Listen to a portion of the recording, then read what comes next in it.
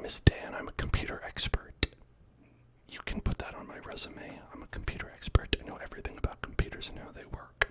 And as proof of that, I'm now going to teach all of you how to make 3D models in Roblox. You're invited to learn along with me or just relax as we hear some nice whispers, some nice relaxing sounds, all that good stuff. This is the Hell Zone. I am Dan. I've done this intro like 5 times already. And it gets worse every time. So we're going to be following along with a wonderful little tutorial that we have here at developer.roblox.com.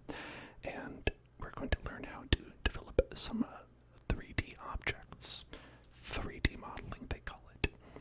In Roblox, the craze that's sweeping the whole nation. You heard about this Roblox, you heard about this. Anyway, Roblox features things you can just use, like this building. You might say, I can just go to the trending page, I can click on this large office building, drag it into my game, and have a large office building in my game. Why would I need to know how to make anything?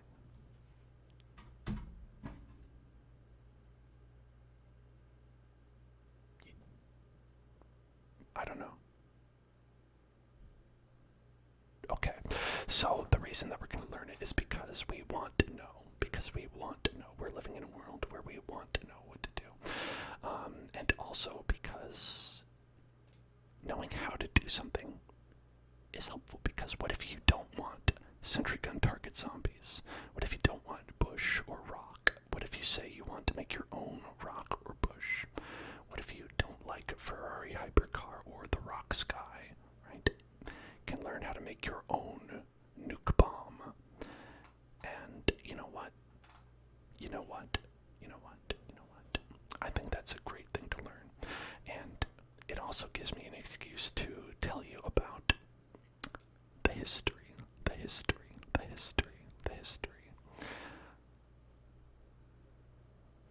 Making three-dimensional art has changed so much over the course of my life.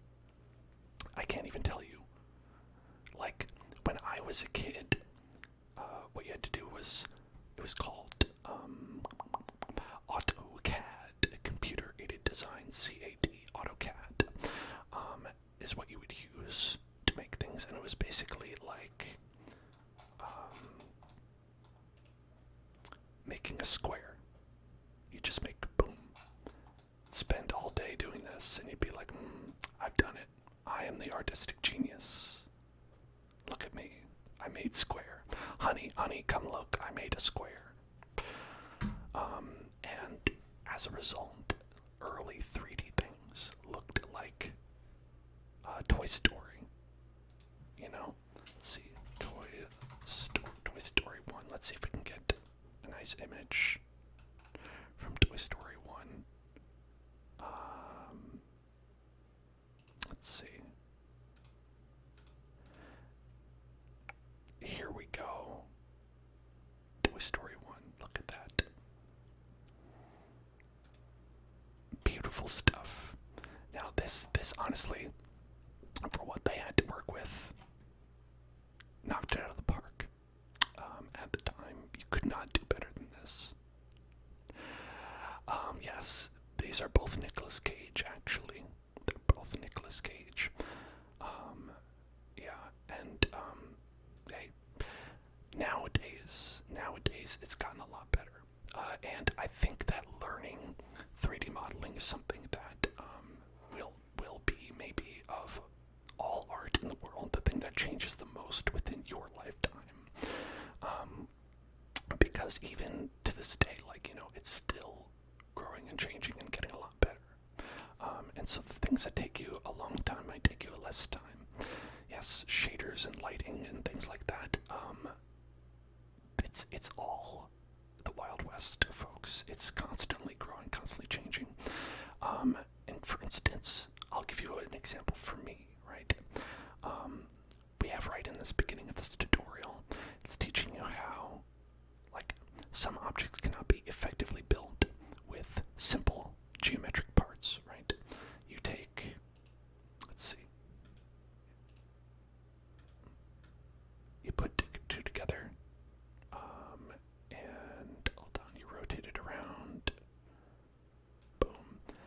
how we made a plus. We made a plus sign last time, just like that, right? Two objects, two squares, you put them together, boom, it's a plus sign. You can't do that with everything, though. Let's say you want to put a hole inside of this, right? Let's say you want to make a hole inside of this. Like a window, perhaps. What if you wanted to put a window in here? How would you do it? When I was growing up, when I was making 3D art for my game Insignificant, you couldn't do it at all. They just said, oh no, you do it the hard way. And you design 4 discrete blocks, and then you make it like a windowsill like that, right? Nowadays, we have the negate tool, which allows you to just make a hole in stuff. You can just make a hole. That saves, honestly, so much time that is really, it's only going to get better from here. So let's learn information that's going to get completely outdated as we learn it. Because it's always good to have a baseline. It's always good to have a baseline. Always good to have a baseline. Right? So we're going to learn how to build an arch, which I should say. Yeah, a torus. That's right. That's right. You get a 4 torus and you're all good. Let's see. Hold on. Let's see if we can get a 4 torus in here.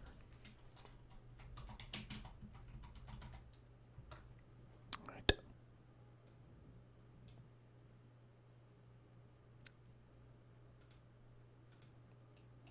There you go. There you go. And now you have an arch. Now you have an arch where you did not before. You have an arch. 2016 Taurus. You didn't want a Taurus. Did you want a Did you want a Taurus? Did you want a Taurus? A 4 Taurus.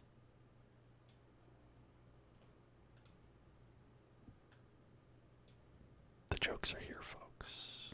The jokes don't leave. Sorry.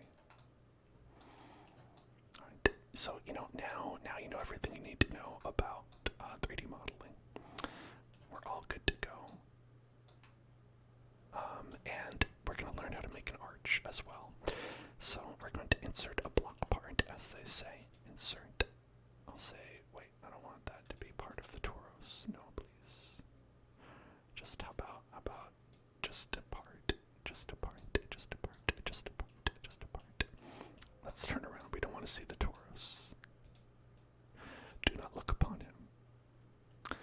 Right, scale it up to approximately the size of a door frame. Alright, so let's make a door frame.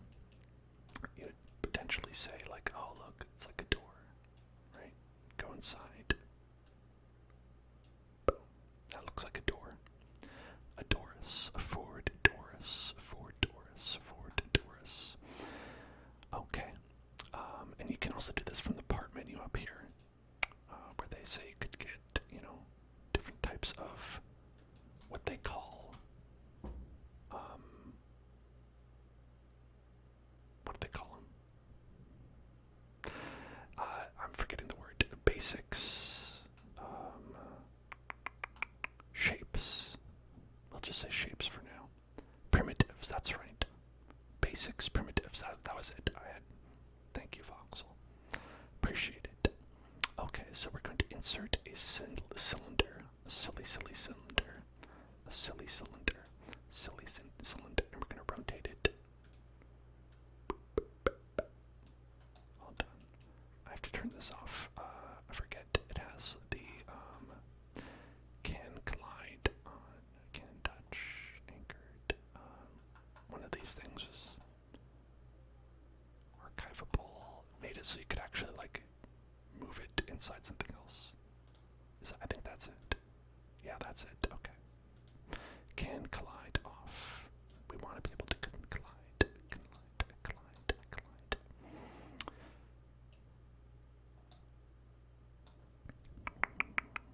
Sad and awkward. Hello. Hello there. Okay, so now we have what looks more like a nose, right? Now I've built SpongeBob. Now I've got SpongeBob here, a primitive SpongeBob. So be SpongeBob in the, you know, in the olden times.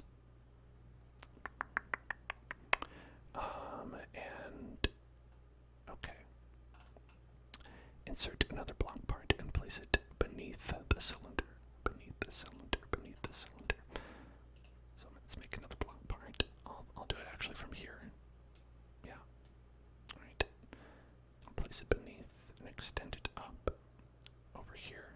And we're going to also scale this up.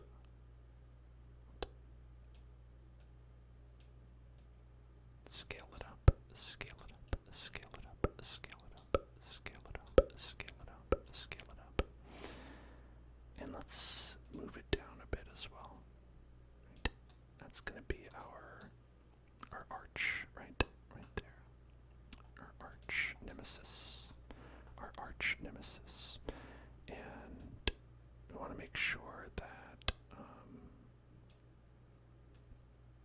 interesting. Okay, so the snapping is making it weird, but I don't want to necessarily turn the snapping off because snapping can be good. Can be good to snap. I know y'all like a good snap. There we go. Perfect. Okay, so now you can see we have kind of a rectangle, a larger rectangle, and a sphere that it is, you know, around the shape. Around the shape, around the shape, around the shape. So we're going to make sure it goes all the way through. Good, okay. Perfect. Perfect, perfect, perfect. To remove regions that should be hollow, you'll need to designate the negative parts and then union all the pieces together, right? We need to unionize the pieces. Unionize, unionize the pieces. Unionize, unionize the pieces. From the model tab. Okay, let's see the model tab right there. Cylinder and smaller block. Okay, model tab, negate. Okay, they're translucent and red. Okay, so that makes them negation parts. To complete the arch, finalize the colors and materials of the arch, and then union all three parts together. Interesting that you need to do that part, like the materials and such, but why don't we do that just to see? Okay, so we're gonna make it, let's say, a brownish, let's make it like a rock arc, perhaps pebbles, made of pebbles, perhaps cobblestone. Do they have a cobblestone? They have cobblestone. Make a cobblestone arch. Cobblestone arch. Maybe you don't want nougat colored cobblestones. That's a good color for cobblestones. Alright. So we've got that. Okay. And then we will boom, boom, and we will unionize them. Unionized. Boom, unionized. Alright. So there you go. There's our arch. As you can see, maybe it's a little bit,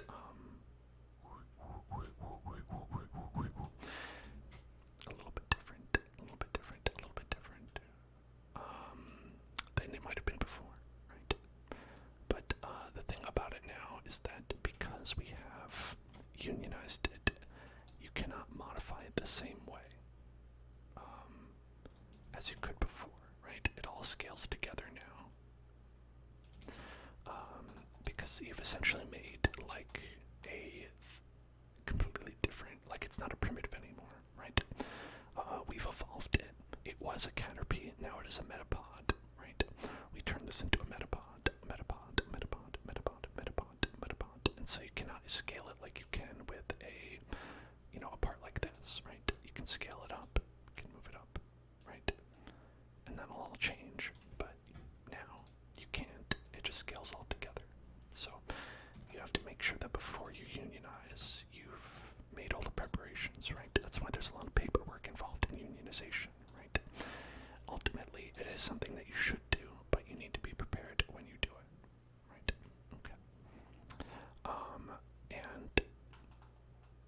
And as a union model becomes one single object in the workspace versus a grouped model of multiple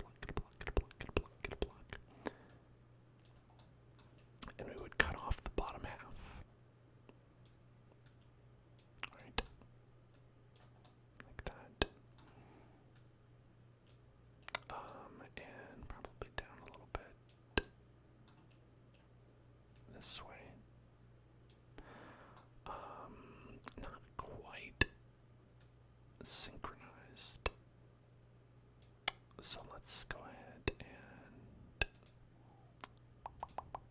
scale this up until that looks good. That looks like half to me. Alright, so now what we're going to do, yes, it's a face culling. It's a face culling, face culling, face culling, face culling.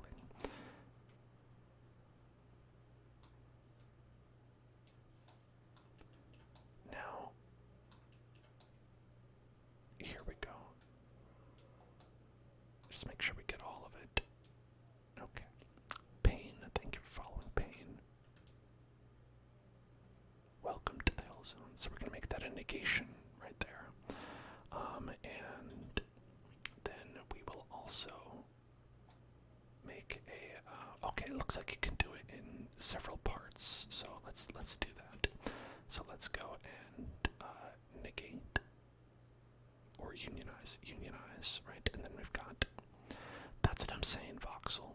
This kind of new technology that folks have now, it makes a world of difference. And it's a thing where it's like, when you learn things like 3D modeling, some of the things you learn are going to become invalid. That's part of it. And it is annoying, but ultimately kind of a good thing. The fact that you don't have to do this means that there's a lot less labor involved.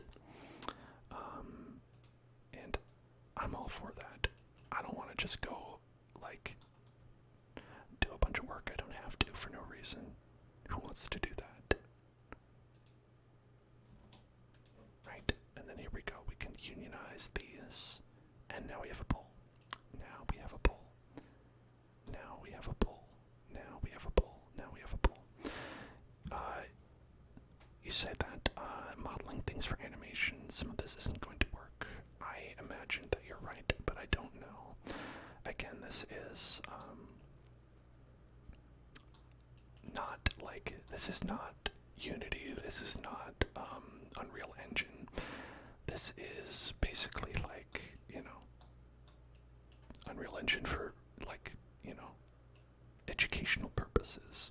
So it might not all be 100% like your, the same thing, right? It's not going to be like what you'd get if you're going to make something in 3ds Max or Autodesk Maya, something like that. Okay, so but we do want to make sure that we are, let's just select this union right here and deunionize it, and let's make this bowl.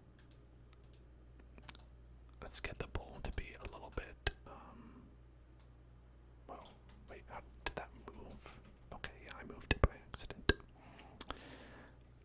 So what we're going to do is we're going to make this into a,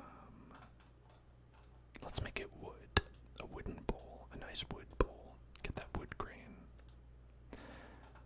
Right, look at that wonderful wood grain. And let's make it, let's see, what's a good wood color? Oh, that's good. That's nice, you know. Very rustic. Okay, oops, right. Gonna unionize. And then we've got this, right. Oh, this part the color didn't take, it looks like. Interesting.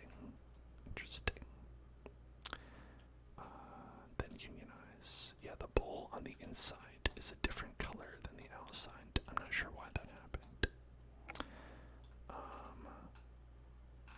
This could be something with materials, because, I mean, the way I might do it is I might have a different material for the inside versus the outside, say if this was something like an orange, right? But we'll leave it for now. We'll leave it like this for now and have our nice little bowl, right? Let's put it all together. Look at that.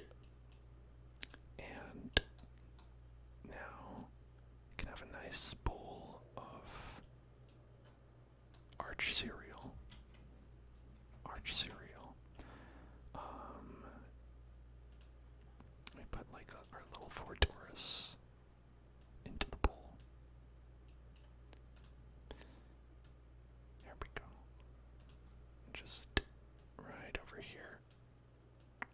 delicious. Great. Yummy, yummy, yummy, yummy. I love to eat a delicious four Taurus out of my wooden bowl. Okay. So now that we have this, let's make a half pipe. Hell yeah. Alright, we're making a half pipe next. We're gonna do some sick kick flips, sick kick flips, sick kick flips, sick kick flips, sick kick flips. Okay, so let's scale that up. I don't know if we can scale it up. I don't know if there's like a key to scale it up all the way, which I would love to do. I'd love to just, there probably is, I have to imagine. Okay, this is 4, I'm gonna just type it in here. Let's do, let's see, 10, 4, 4, how's that, 10, 4, 10, 4, 10, 4, 10, 4. Well, okay, if this is a half pipe, it's gonna be way bigger than that, so let's make it like 30, 10, 10.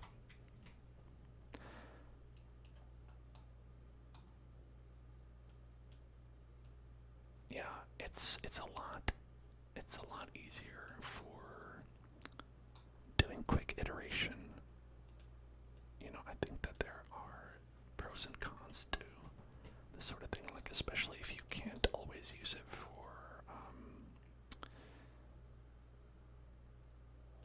like animation, right? We'll see. I don't know. I'm not positive. Let's do 80, 20, 20. 80, 20. There, that's big. That's a nice big half pipe.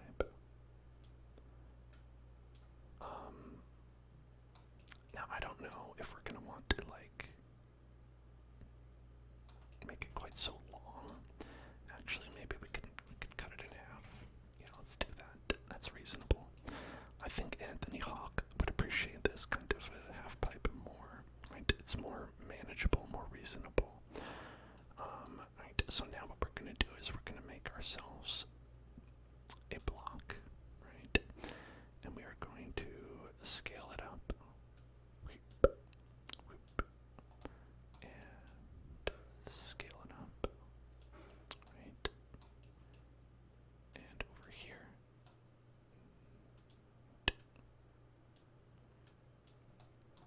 Okay.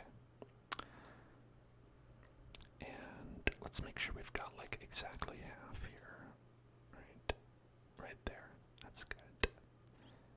Okay, and now this is what we're gonna do.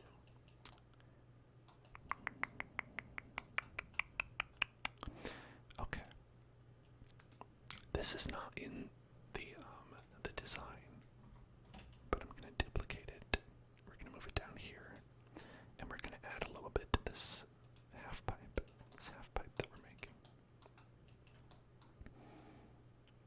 Just for funsies, we're gonna add a little bit, add a little bit, add a little bit, add a little bit, add a little bit, add a little bit, add a little bit. Right, okay. Okay.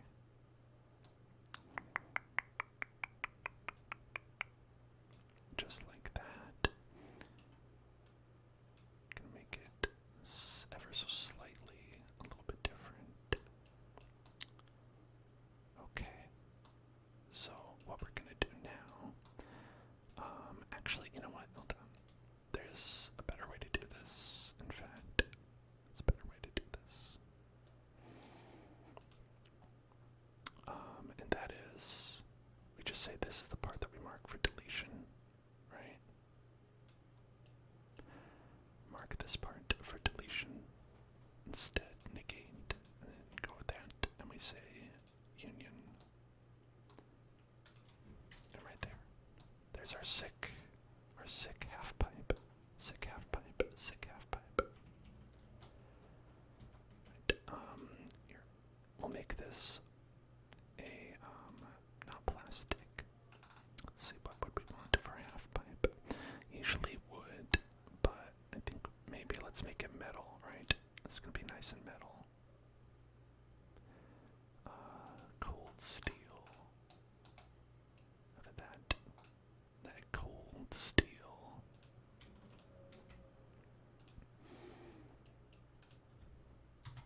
Okay. Hell yeah. Obviously, we've got to get Tauros over there. Right. Okay, Tauros.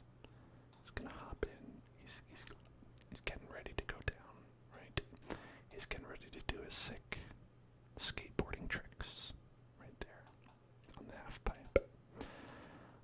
So a little bit different than that. But this gear, as you can see, much more complicated to make a gear of war, to make these gears of war.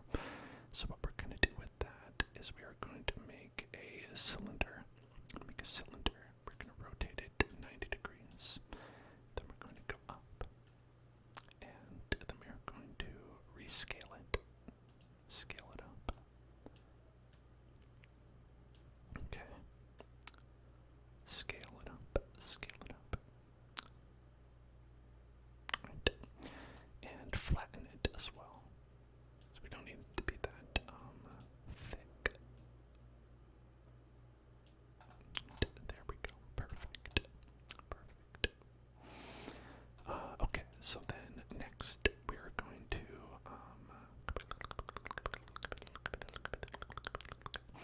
you know, their example doesn't exactly show it. It looks like, but here's what we're gonna do. We're gonna duplicate. We're gonna scale down 1, 1, 1, and 1. Right there, and that'll give us the central part. The central part. The central part. The central part. I'm actually not sure how they did the little wedges there. They did little wedges. But if we were just doing this part, we would say like, okay, this is the part you delete, right? Negate that part. And then we would have like a circle. We'd have a circle, a circle, a circle, a circle, a circle, a circle, a circle, a circle, a circle.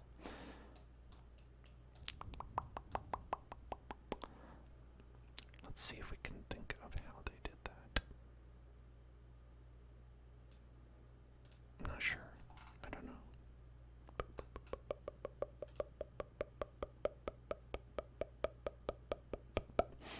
So I think one way that you could do it, is if you had a bunch of these parts, just took some basic, like, blocks, basic blocks, basic blocks, basic blocks, basic blocks, basic blocks, and we were to rotate it around like that, scale it up, and put it in there, right? That would create kind of the same effect. We'd have to make this a little bit smaller though. 1, 2, 1, 2. Yeah, I think that could work if we did it like that. The trick would be making it actually like even, I think. Actually, maybe this would be a little bit different. Would it? Okay.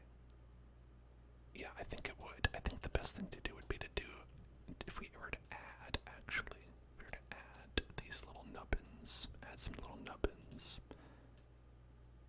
right? Like just like that. Add little nubbins around. And then you put one on the other side. Like that.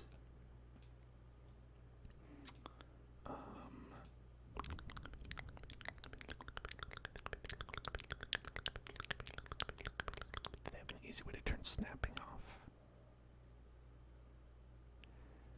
Snap, snap, snap, snap, snap, snap, snap, snap. There it is. Okay.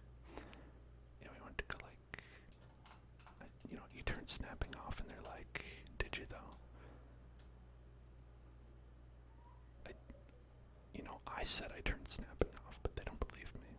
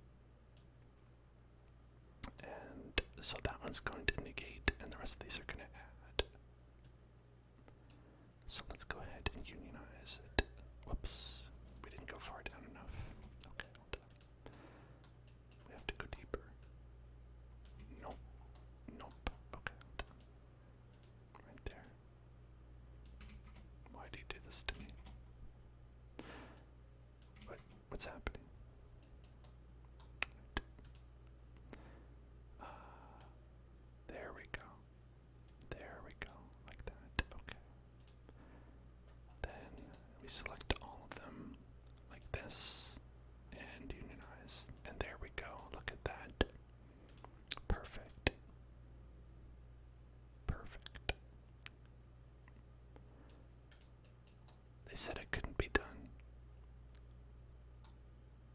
but I did it, and it's perfect. Don't think about whether the nubs are all the same size. It's fine. Don't think about it. All right, applying surface images. Applying surface images. Applying surface images. Hello, what's up, my brother? You never thought I'd be playing Roblox. You know, me neither, but here we are.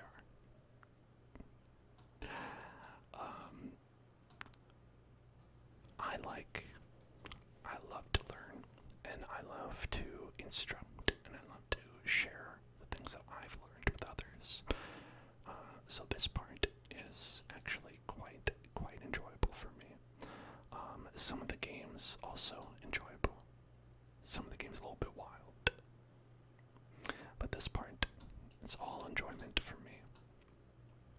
All primitive parts in Roblox: blocks, cylinders, spheres, and wedges, aka these. Hello, Sunaga. I'm doing well. I'm doing very well. They have surfaces you can use textures or decals to apply an image to a chosen surface. Whether you choose a texture or a decal depends on the following. A texture repeats both horizontally and vertically across the entire surface. The size of each tile can be modified and even offset. A decal stretches across the entire surface, meaning its appearance depends on the surface size. Both textures and decals can be added to a part as follows. Now, I would say, if you wanted an example of a decal, this is a decal. If you wanted a texture, this is a texture. Basically, if you have a decal that repeats itself, it's what they are calling a texture here. And conversely, everything is actually just a texture. This is just a texture that is only repeated one time. You know what I mean? Right. Hello, Claymake. And say, how does VIP stats from channel points work? Is it for life or limited time? It is for life, unless you stop coming to the channel forever, and then I'll probably get rid of it to give someone else a slot. But I'm assuming that if you have not come to the channel in a long time, you probably don't mind not having VIP.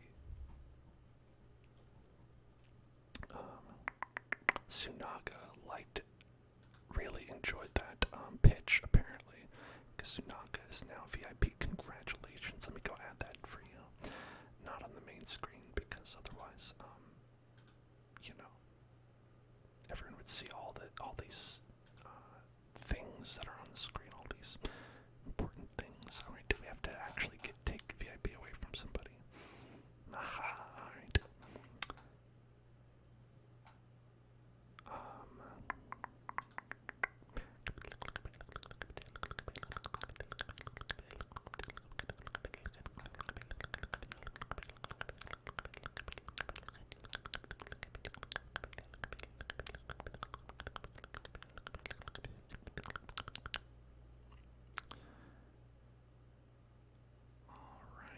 So, if we're talking about people that I haven't seen in a long time, let's see.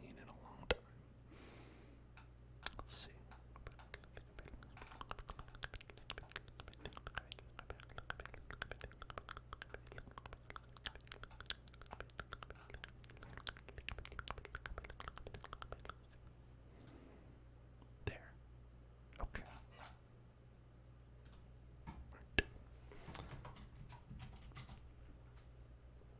Alright. And there we go. Congratulations, Sunaga. You are now the VIP. You are now the VIP. The VIP. The VIP. The VIP. The VIP. The VIP. The VIP. Okay. So create and select primitive parts such as a block, sphere, or cylinder. So let's go ahead and make a sphere. Alright. We're going to scale it up. So we can see it. Hover over the fart. Click the plus button, and we'll go decal, and it's put this side. Alright, to apply an image to the texture decal, click on its texture property in the properties window. It should be right over here. And select an image you've uploaded to Roblox. I haven't uploaded any images to Roblox. Make sure that you've published a file, published to Roblox, and haven't uploaded a game to the Game Explorer.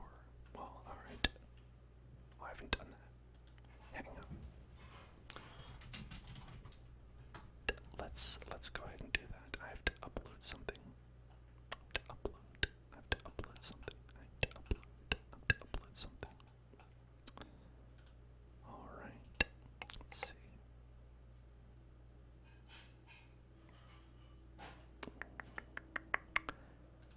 I'm back. Thank you for following. Welcome to the Hell Zone. Okay. Here, let's go here while I upload this. Let's go here while I upload this.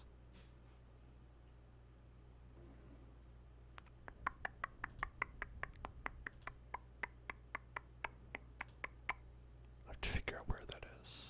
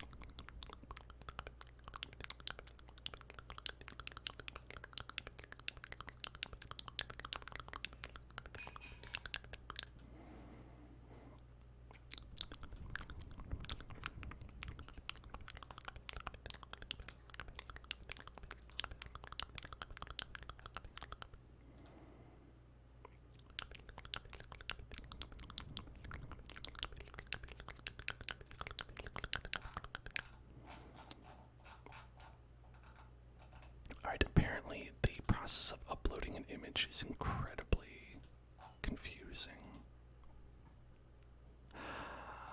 Oh my gosh. Alright.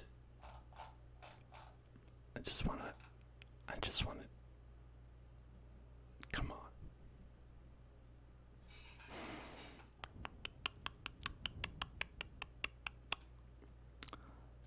Let's see. Okay. Here it is. Okay.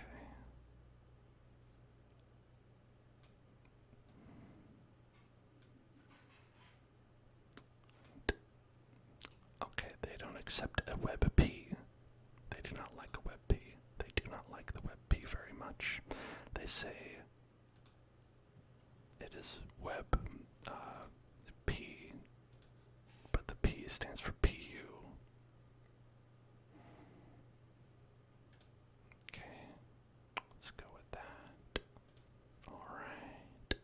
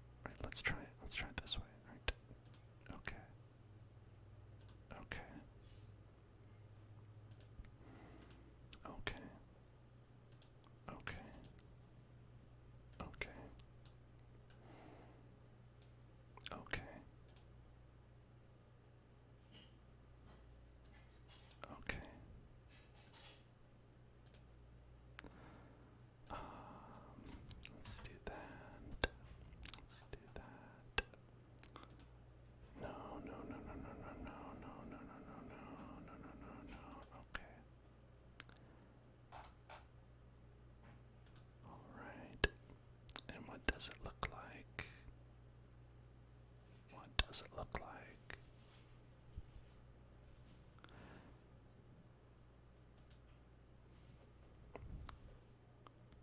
Man, I have to say, this is the worst experience I've ever had in my life.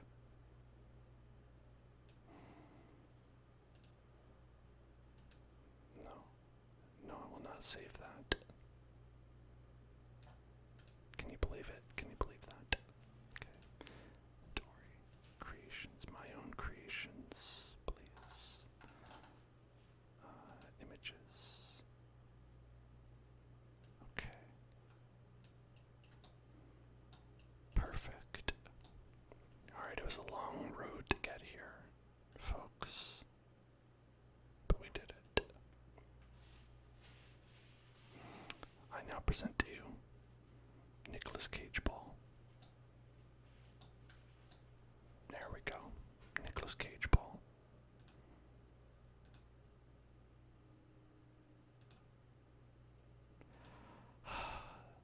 Alright. So let me tell you what I had to do. I had to go to Roblox.com, create new experience, I had to go to like decal, and then upload a file here, and that's the only way. That's the only way it works. But it's worth it for this. Worth it for this. Worth it for that. Worth it for that. Alright, now we have that. Now that we have that,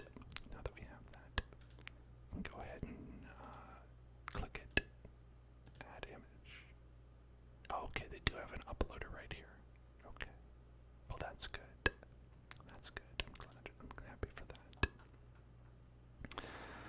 And you can put it on, like a decal, you can put on one side. A texture you can put all around, basically.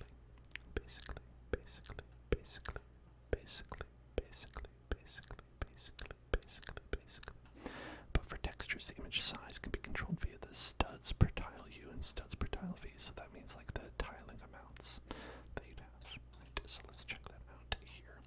So we had this ball. Let's say we had the plastic. The plastic as we currently have. We could change it to something like grass. Let's make it grass colored. Alright. I wonder if we can do that with the Nicolas Cage face, or if that's going to mess it up or not. I believe...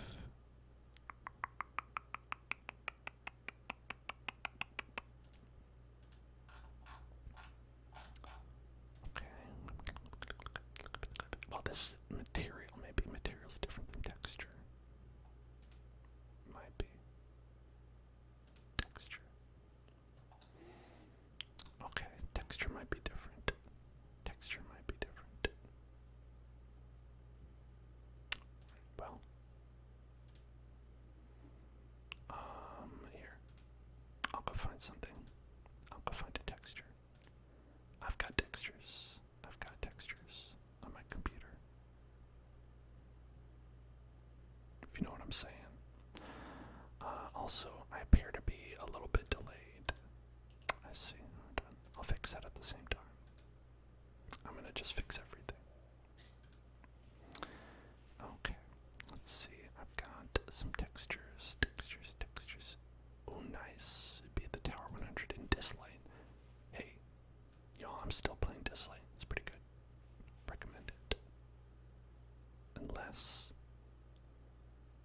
you don't like gacha games, in which case not recommended.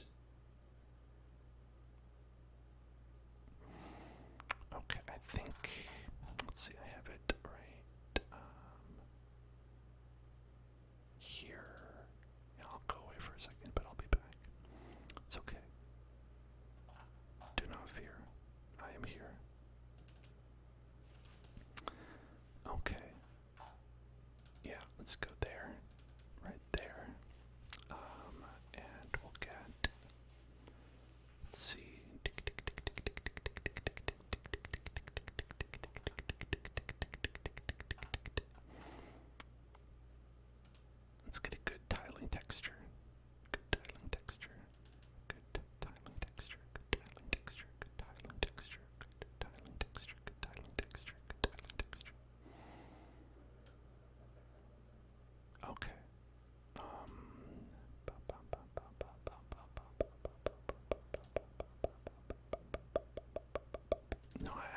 was resetting the thing. It's all good. Okay. Yeah. All right. Create.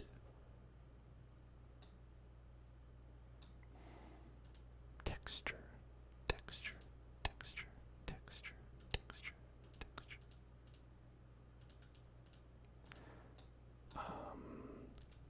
Hold on. I don't know if we got it to work or not, but I uploaded it. So let's go back. Quite a good system they have. Some parts are great, some parts are terrible. Is my current opinion. Right. Scaling that up. So I tried to add as a texture the other part. It just put it on another spot. So instead, what we're going to do is we are going to go and try to see how we can add a texture here. We've got material, reflectance, transparency. Oh, it was like we go here, right? Yeah. Okay, so it's adding it as a decal was the problem. Stop it. Texture is what we want. We want texture. Texture is what you do. And then we say that the texture is that, which is, I made that, and face. Does it not go for the whole thing? I just want to go for the whole thing. Let's do one. Oh, okay, we want three. Okay, that's a little bit less. That's good. And so what's syntax?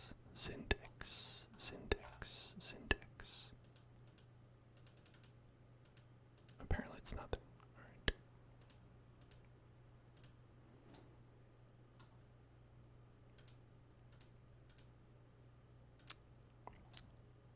It doesn't want to go there.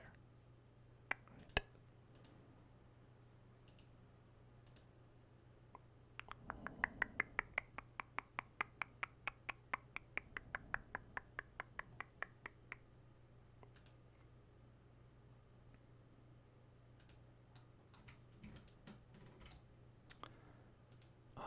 Well, does it work differently with a square? Is it because I've chosen a circle? This is making me decide that we're not going to use these. We're not going to use textures. No textures in this game. Whatever we make, no textures. No textures allowed. Materials only.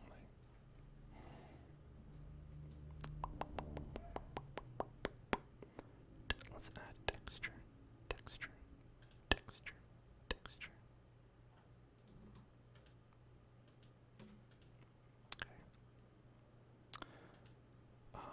And then we'll have this. Exactly, no textures for me. Like, do you have to add an additional texture all over? Like, if I wanted more texture now.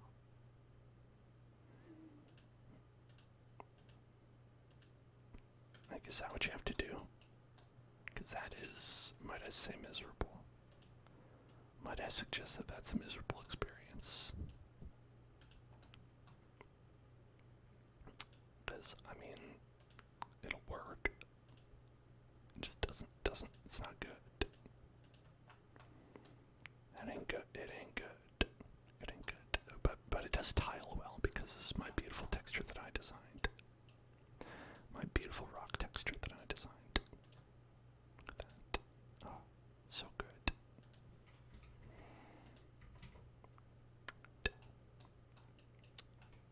Let's see. Then we can put one on this side as well. This can't be the way you have to do it. This can't be it. I refuse to believe.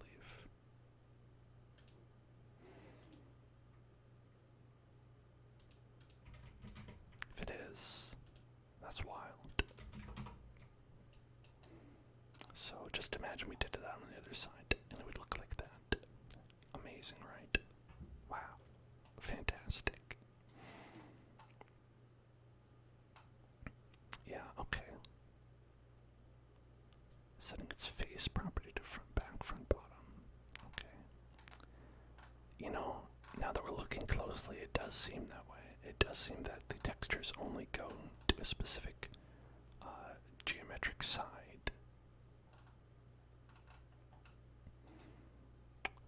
And it looks like we can make them transparent if we want. Okay, I can add some transparency. Right. Well, that's to the ball itself. Oh, this is looking very funny right now. This looks like a man's sad head that we have. But I meant to make this transparent. Right, so it could just be like a suggestion. Right. Let's say we wanted Nick Cage's face to be not quite all the way. Right. Not quite all the way. So we could make just like a little bit like, look at that. Now it's just like slightly green pallor that he has. And offsetting is something that you can do if you don't like the way that it's tiled and you want it to slightly be tiled a little bit differently. And so we could do that, like just put a 1 there, boom, and now it's like slightly different. You know? Put like a 1 here, boom, slightly different. Slightly different, slightly different, slightly different, slightly different. And color tint, color tint, color tint, color tint. I don't think that would do much because it's already colored, but we could see what that would do. As you can see, adds like a little bit of a tint to it. Make a green rock. See, it's amazing. It's beautiful. Really highlight the different colors and sizes and shapes that we have here. It looks like a bouncing ball, like a little bouncy ball that you throw down, like a beach ball, a beach ball, beach ball. All right, now, do you feel like you're a master craftsman who can make anything in the world? I hope so, because Roblox has decided that you are. Roblox has decided it's time for the training wheels to come off and time to turn on the terraining tools. Done with the terraining tools, in with the terraining tools. So now we're going to create some terrain. You don't, Voxel, you're going to have to go back and watch because I've explained everything there is to know about modeling in Roblox.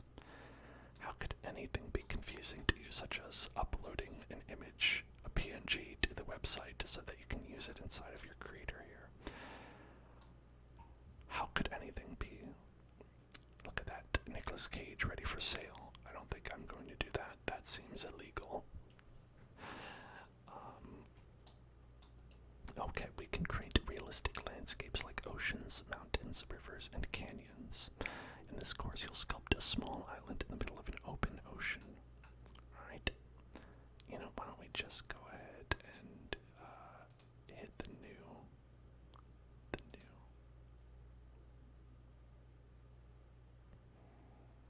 Logging in. Oh yeah, definitely save that. Definitely save that. Great. Okay. Vast areas of open water can be created with the sea level tool. The sea level tool. The sea level tool. The sea level tool. So we've got the sea level right here.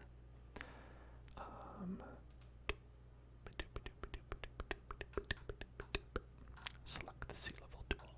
In the size inputs, change the values to 2100, 2000. Okay.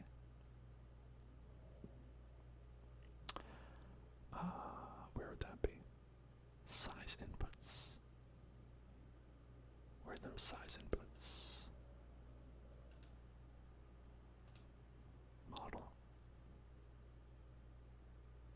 Home.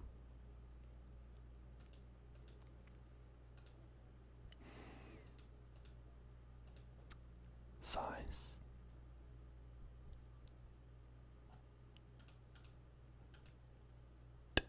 Map settings.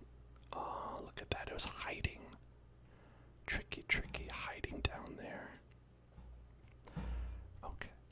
So we're going to call it 2,100. 2,100. 2,000.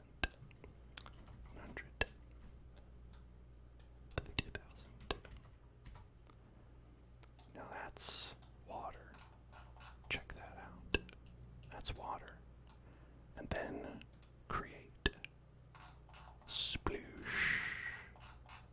And now we've created Wind Waker. We've made the video game Wind Waker. Now we have like a base plate at the bottom. We don't need that. We can get rid of that. Let's go to the workspace. Let's get that base plate. Take that off. And we'll go ahead and we'll take the spawn location and move it above the water so that you can go ahead and dive down into the water. Where is it? I think I see it. Okay, there it is. Yeah. Right. Let's move it up here. So now, when we hit the play button, we've got some water. Let's go in the water. Oh, look at that. We even have swimming animations.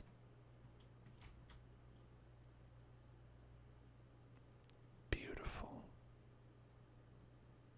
It's just like Super Mario 64.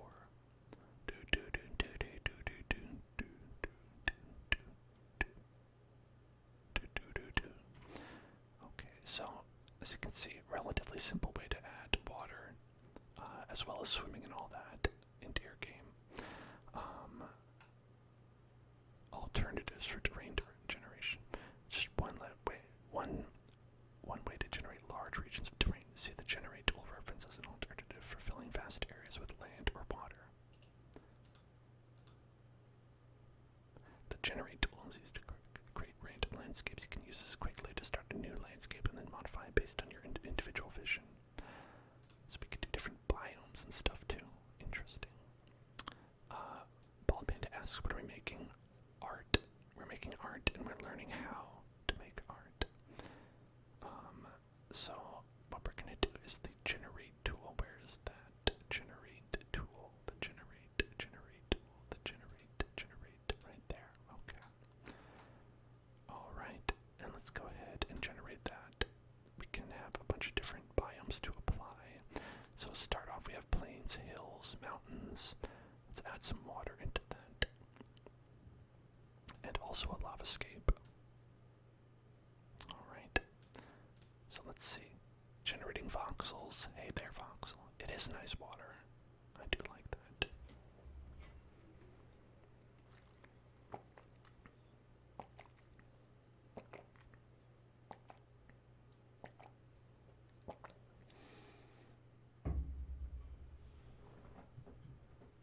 There you go.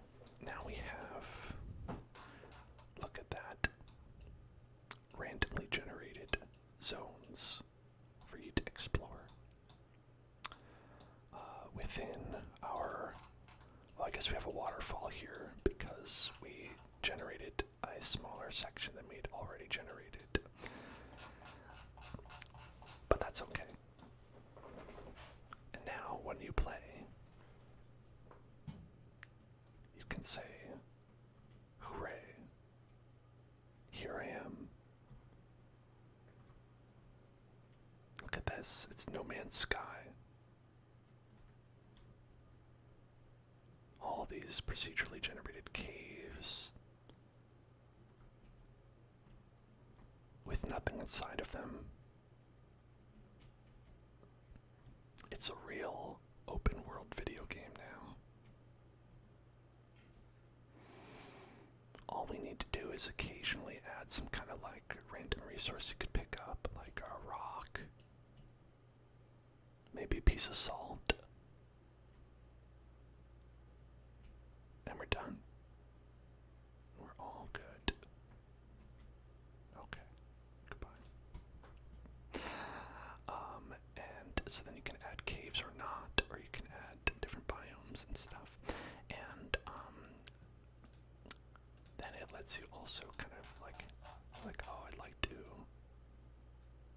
put some extra here. So you have kind of like painting tools you can do, where you can raise and lower areas. And of course, yes, I did just want it to be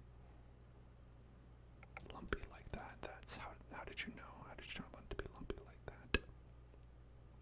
There we go. You can even write right here H.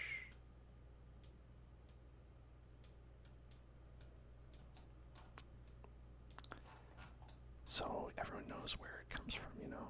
And oh, your brush settings are down here, so we could say what kind of thing we're going to draw with as well.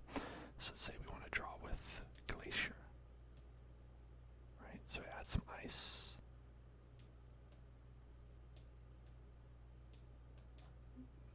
Right there.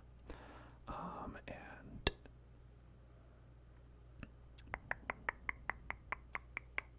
oh yeah, you can also make it so like you're drawing with a square if you want. Square. So let's make a square of bricks. A brick square.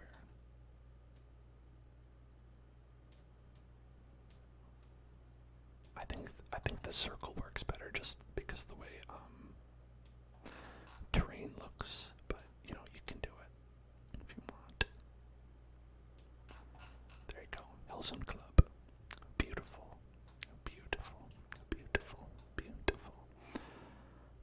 And then you have the ability to subtract, just like you added. Like, say we don't want this large phallic object here. We can take a little bit off the top. Maybe it takes a little while to fully erase all that. But then we can also erode it. Right? Make the brush size a little bit bigger. Yeah, there we go. And so that makes it go down a little bit. Go down. Okay, that looks terrible, actually. Yeah, there we go. Or you could flatten if it's too lumpy. I don't know. Is that doing anything? Might not be doing anything. Smooth. Hello? Hello? Did I break it? No, I didn't break it. Alright, paint. Okay, you can paint a different texture on, right? Okay, yeah, that's good. That's good. You can paint that into water. Now, that's very funny to me because you can actually paint water onto things, and that becomes water now.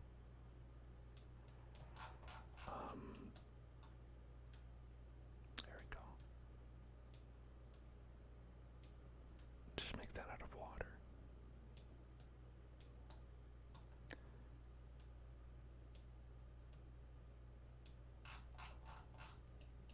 And beautiful river. Beautiful river. A beautiful river. Let's add some water in here, in the B. And in there as well. A little lake right there. And of course, you can also import, right, height maps from other places as well. And have little parts that you do, like resize, rotate, things like that. I don't know what it means to resize certain parts. Maybe just like if you have little chunks. Alright. We've got 2 hydration checks and our whispers and then a trigger word. Okay, thank you. Let's do it. Let's do all that.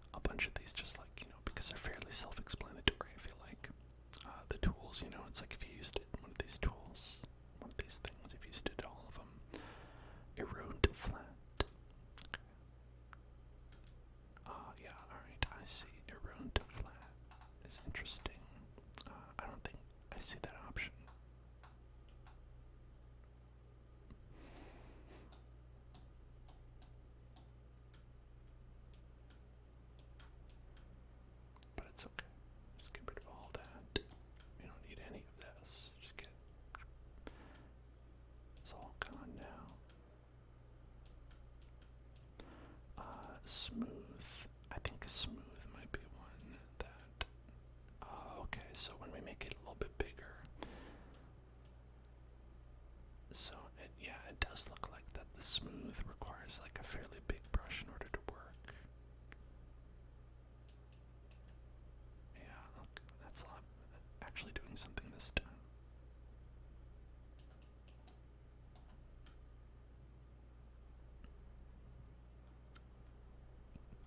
As I just drag it around this complicated piece of terrain, my computer's like, what do you want me to do with this? I don't know. I don't understand. Okay. And then let's paint on some lava as well. Gotta paint on some lava. Okay. Good. You love it to see that. You love it to see that. And you can say ignore water, but you can also say not ignore water if you don't want that water there, right?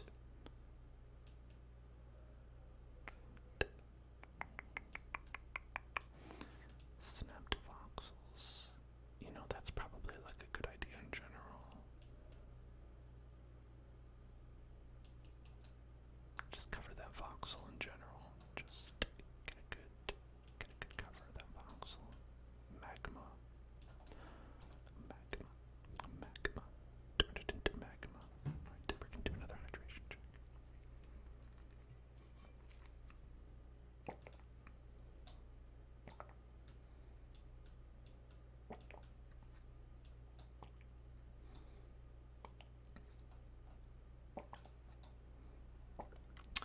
And then say you wanted to make like a road. You would do this, and you'd have like a nice cobblestone to put as a road.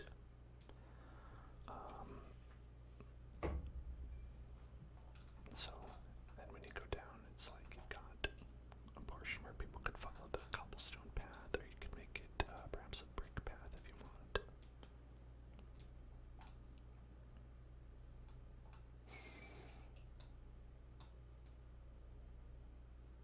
Oh, okay, so the bricks actually like are fairly angular, it seems.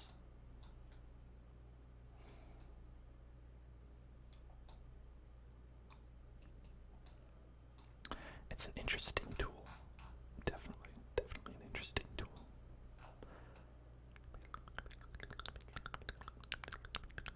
Dirt and rock patches.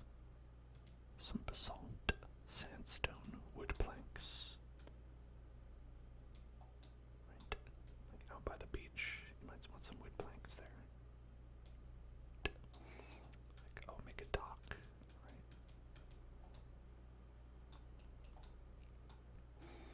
What have you? What have you? Hold, thank you for following. Welcome to the hills. Some slate. It's very beautiful, you know. It's a very beautiful and detailed world. To be sure.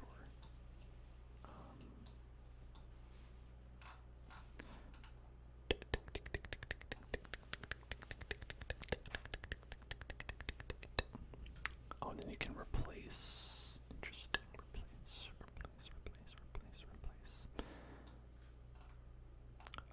Yeah.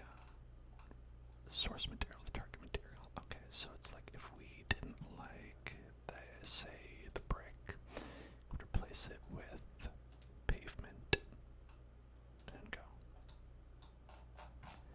And now all the brick is pavement, and the pavement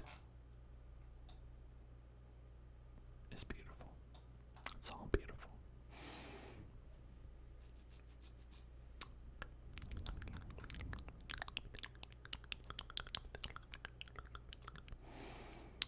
And so then if you check down here,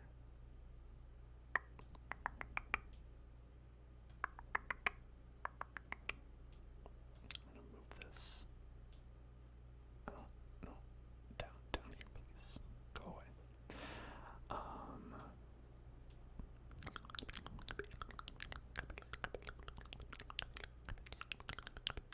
Material colors. We have the ability to change that. So with the pavement, we could turn that into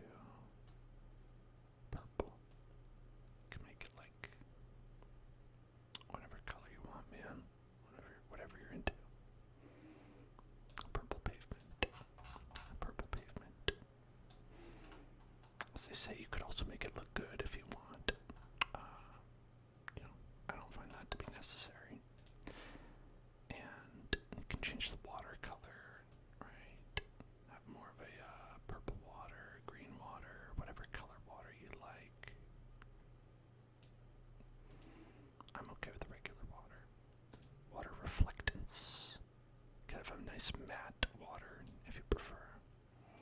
Transparency, could make it fully transparent water.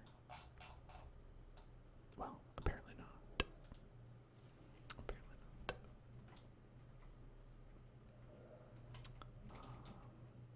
Let's turn it down to 0.3 again. You can make the waves bigger, the speed, if you want it to be like, whoa. Or you could have it totally be still, you know. Whatever you want. Whatever you want. Whatever you want. Whatever you want. Oh, okay. Alright. Some water properties you won't be able to see. So when we change the see-through level, you won't be able to see that in the testing mode. Spicy meatball. Let's go spicy meatball time. Alright, here we go.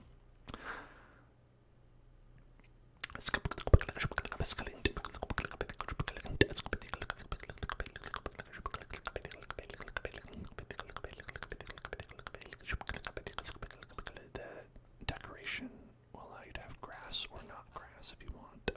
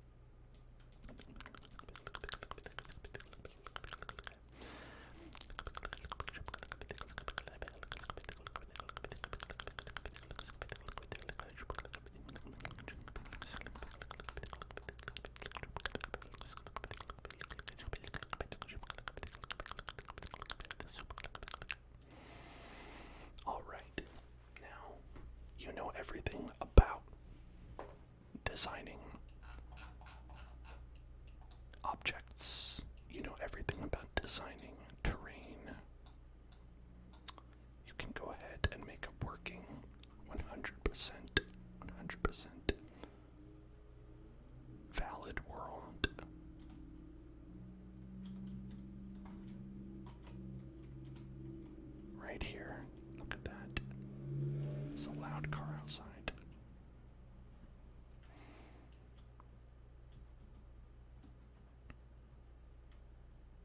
Look at this amazing world we've made. I wonder if we could, can I reach it? Can it get the water? Water's too high up. Okay, there we go. Now we're swimming. Watch out for the magma, the molten magma mountain. Molten magma mountain. That'll hurt. I mean, it won't actually hurt, but,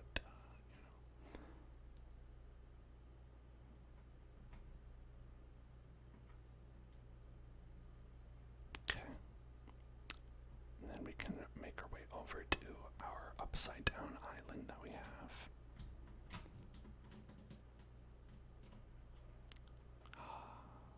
Swimming so beautifully.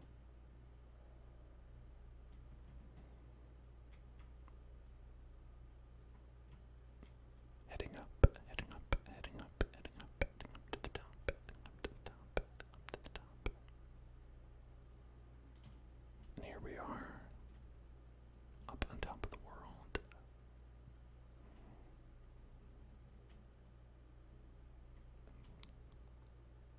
It's amazing. I never thought we would be here, but here we are. Ah! I fell from the water into the other water. But that's alright. So, now you have that, and we're going to learn some interfaces. Interfaces. UI design. User interface design. This is how you make the real Roblox, which is a menu, so someone could purchase a battle pass, right? That's something real, right? Something that we really need. A GUI, graphical user interface. Some people call this a GUI, and those people are perverts. Games often need to display information to the player, such as their current score, health, or character's level. In this intro tutorial, you'll learn how to build a score bar along the top center of the screen, similar to the one shown below. To make the score bar GUI appear on the screen, you'll first need to create a screen GUI object. It just feels wrong as I'm saying it. Alright, so let's open Hellrun. Right, because we had a game there that I'm sure many of you played. I haven't checked. I assume everyone played it. Oh yeah, just save it. Untitled game. You know what? I think we'll live. Let's go here. Let's go here. Got that. Okay, this is our beautiful world that we made. Where we had all of our fading platforms, our lava, spawn location, all that good stuff,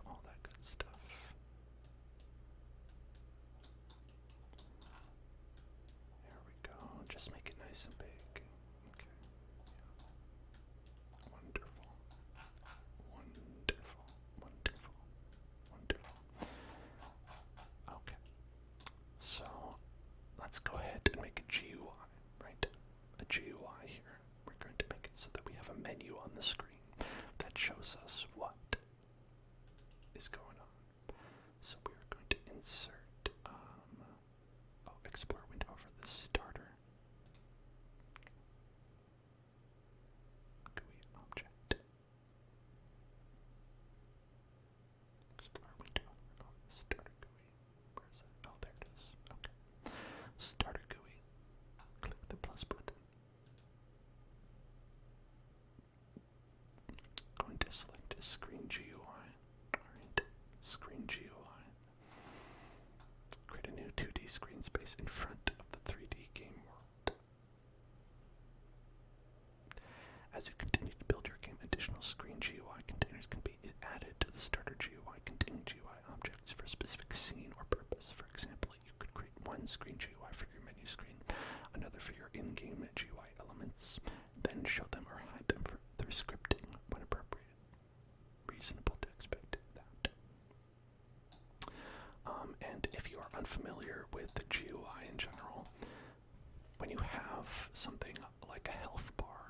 a screen, it's good to think about it as two separate things, right? All this action, think of this as a camera, a 3D space, right? Now imagine in front of this camera is a slate of glass, right? A slate of glass, and you write on the glass, you've written health bar, and you put that glass right in front of the camera. It's like right in front of your face as you're moving around. So when you make a GUI, you're basically designing what's on that glass. And it doesn't matter what's going on in front of the scene, because it's always going to be up there.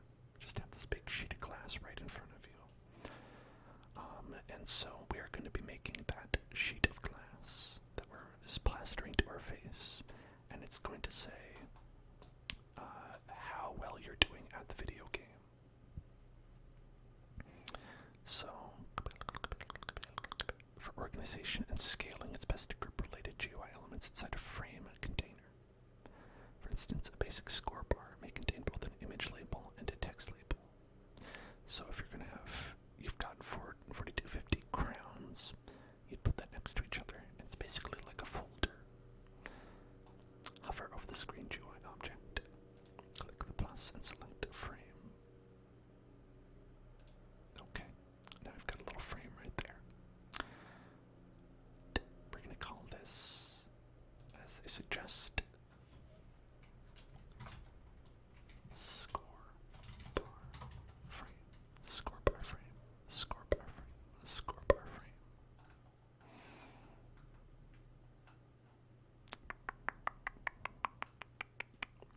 To change the size of the score bar, you need to set various size properties on the frame. Make sure score bar frame is selected, like this. The properties window, locate the size property and click the arrow to expand it. Size property. Expand. Okay. For the frame to dynamically resize on various objects or devices and screens, best use scale properties for this GUI. Select the following. Okay. 0.250 and X.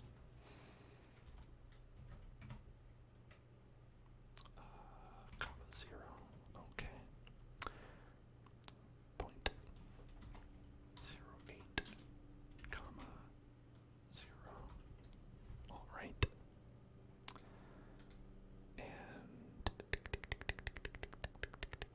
And it's a thin rectangle. A thin rectangle, thin rectangle, thin rectangle. As you can see, it actually resizes. Right? Because it is a portion of the screen, so depending on what you're playing on, you might be playing on a phone that is wide, you might be playing on a phone that is tilted up and very narrow. You could be playing on a size of any kind, set, or shape, or resolution. That's what they say, is that, okay, because we're scaling it, the current size values work nicely on larger screens, but the vertical Y scale of 0.08 may appear a bit small on a phone. To control how a GUI scales across different screen sizes, you can use constraints. In this case, UI size constraint will prevent the frame from getting too small. Hover over the score bar frame, click the plus button, and select UI size. There we go, UI size constraint. Okay. Select the new constraint object and select its min size property to 40. So it won't ever get smaller than 40. Won't ever get smaller than 40. Alright. Hello, Mr. Cactus. The real Mr. Cactus. The real Mr. Cactus. As you configure any GUI, it's highly recommended that you use the Studio's device simulation to preview how it will look on different screens. In the upper right corner of the 3D view. Oh, look at that. I'm a phone. Look, it's like we're really on a phone. Look, it's like my telephone right there. Wow. Alright.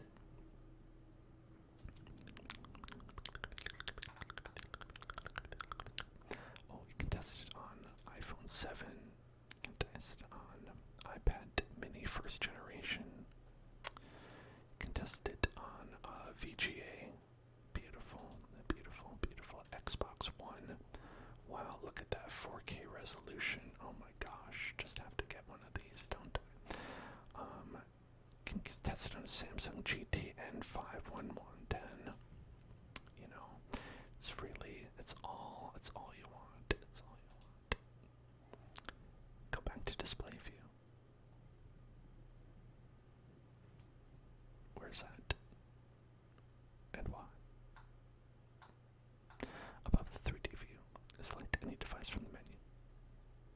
Yeah, phone, tablet, desktop, console.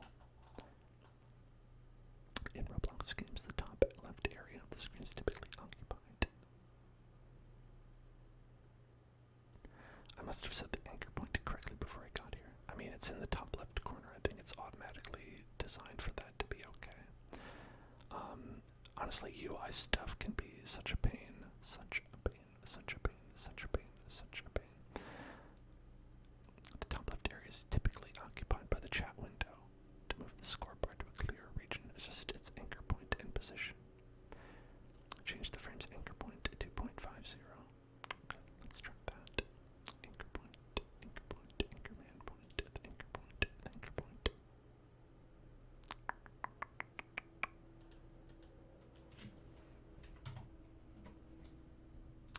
Anchor point 2.50, based around its horizontal center. Expand the frame's position tree and expand X 2.50.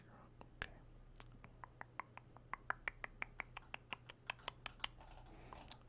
Position tree. Oh, there it is. Okay. X 2.50. Okay. Great. Center along the top edge of the game window. Currently, the GUI frame is solid white with thin border, but it can be easily changed. Easily. Right.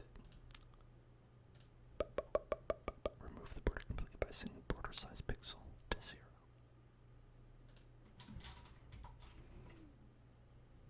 I did it. Make the frame translucent black by changing its background properties. Black and translucent. There, we go.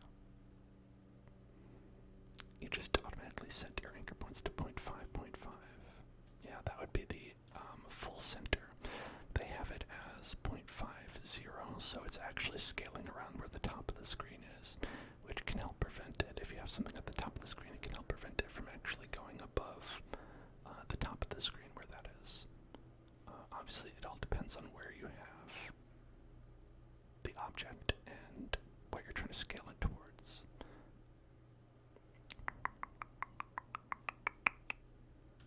Okay, so yeah, so let's do point. I think they have it at 0.6. Okay, sure.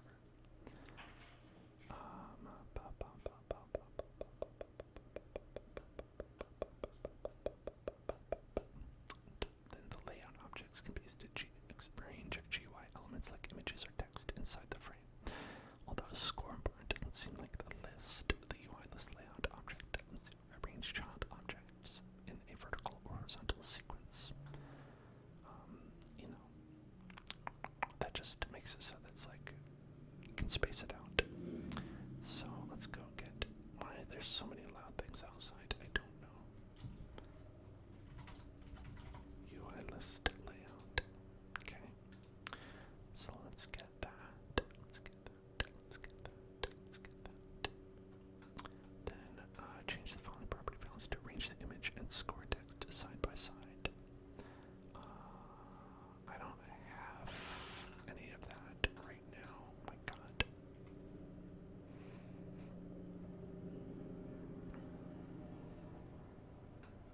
Yeah, C# documentation is pretty good. Parent is yeah, that's right. UI list layout. Film direction, horizontal. Makes sense.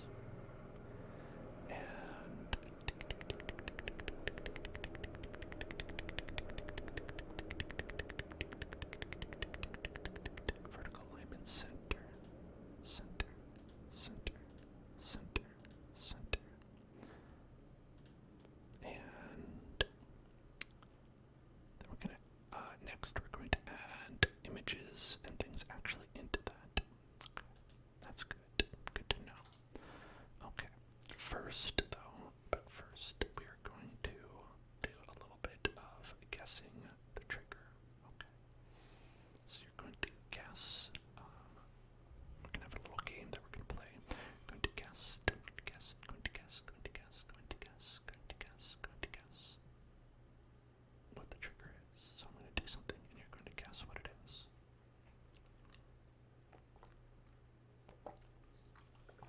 You might say, how is that hard? I can see you right here. Well, I'm going to go away so you won't be able to see me. How about that? How about that? How about that? How about that? And you'll have to guess. You'll have to guess what I'm doing. Alright? So, here we go. Try to guess. Try to guess. Try to guess.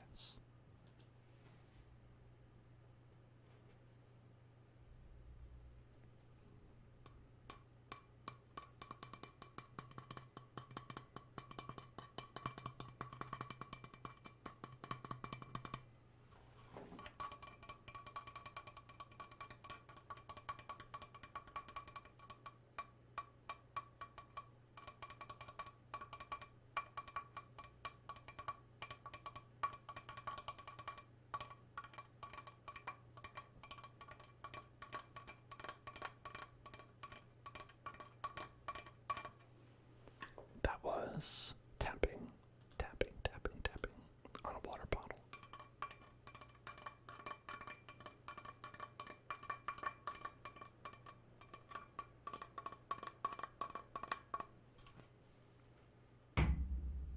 All right.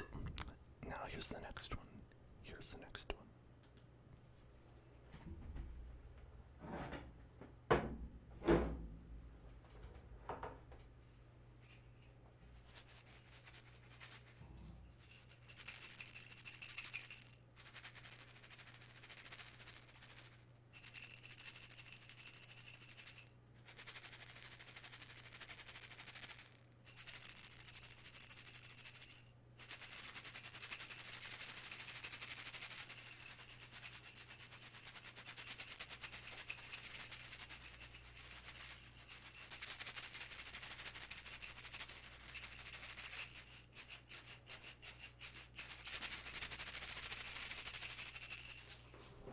That was, I'm sure you all guessed, shaking wooden eggs.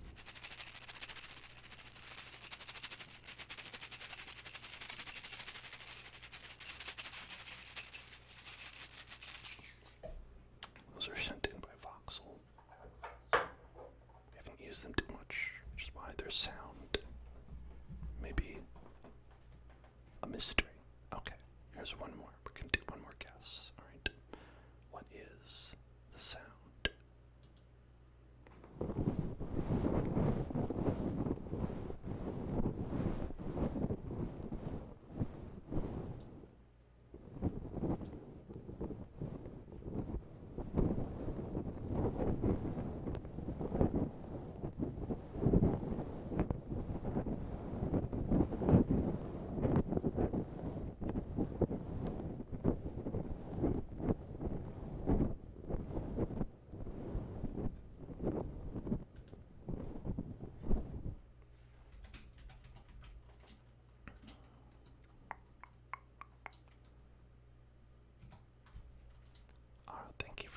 Thank you for writing a message, because I was trying to type your name so I could ban you, and that made it a lot easier for me.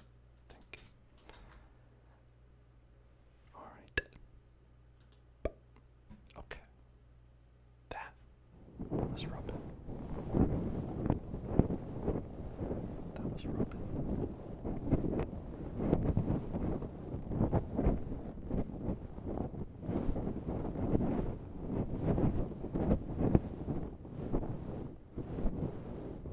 I've never seen someone so angry that they couldn't write the word boner in a chat.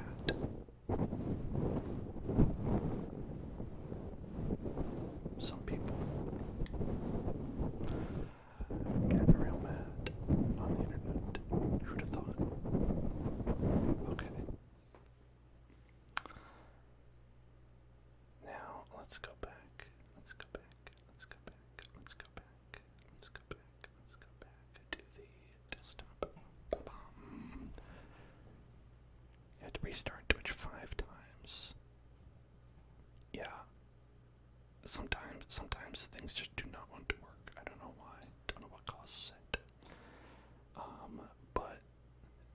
frustrates me, especially when I'm streaming.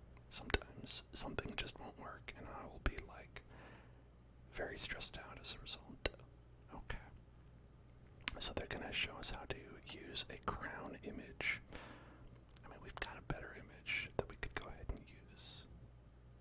So why don't we just go use that? So we're gonna get an insert image label into the score bar frame object. Okay. Insert image. Oh, right here. Image label. Right there. Image label. Right there. And on the image label, we are going to put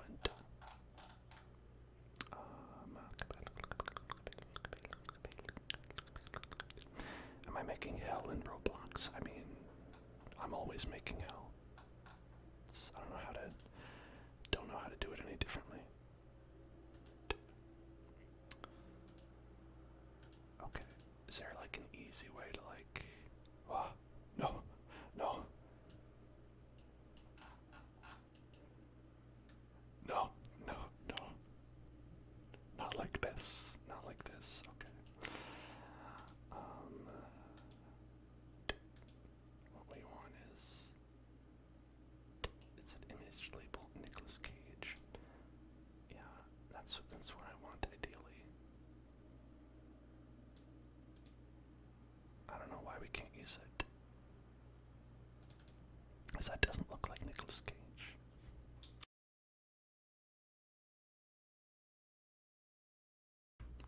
Alright, now we're going to do some soft spoken and try to figure out how I can make this image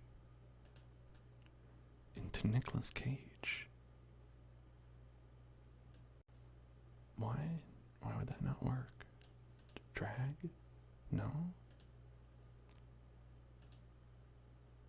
I want this one. I already uploaded it. Gotta get the asset ID. Maybe, yeah, copy the asset ID.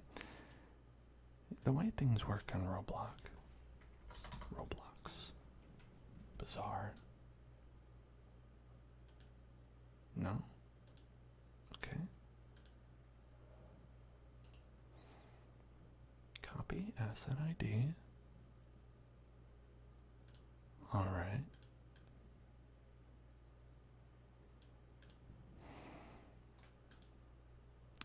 I don't know. It's bizarre. Okay. I've got this.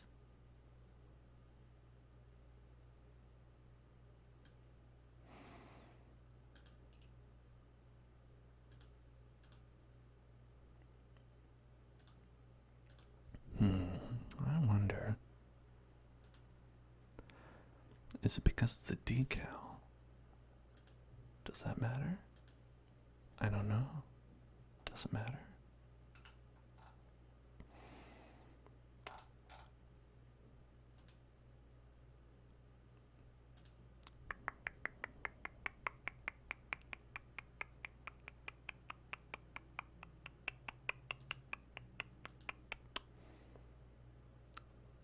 I don't know why this has to be the hardest part of everything we've been figuring out so far.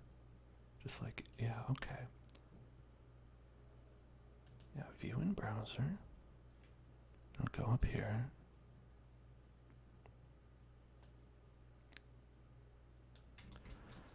Why don't I try it like this? Okay. Try it like this. Get rid of that. Image label.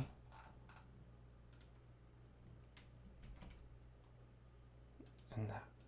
How about that? No? Okay. That looks like the texture ID right there. And why don't we put that right there? Huh? How about that? And now, Edgy Gaming. Hello there. How are you?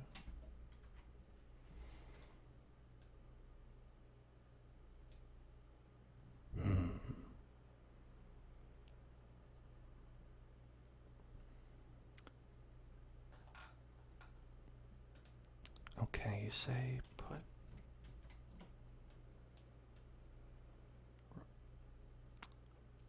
RBX asset ID colon slash slash and the ID. Okay. Let's see. RBX asset ID slash slash slash then that ID. Good? No. It went back.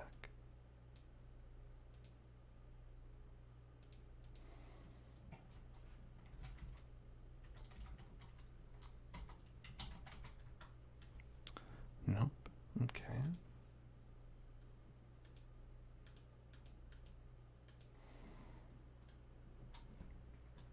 How about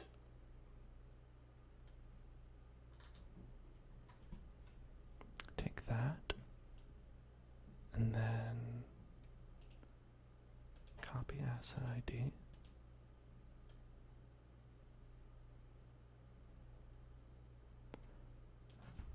And then we put it in. Yes? No. No? Well, at least it changed. Okay, at least there's that.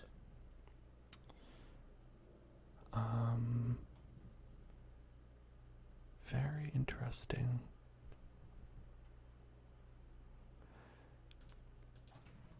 Let's see.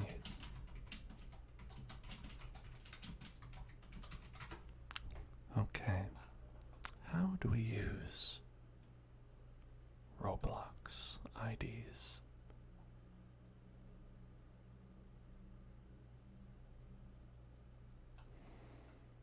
All right. Okay. Yeah, I mean, I would think it was it, but maybe one additional slash. No? Yeah, it still doesn't look like anything. Okay. All right.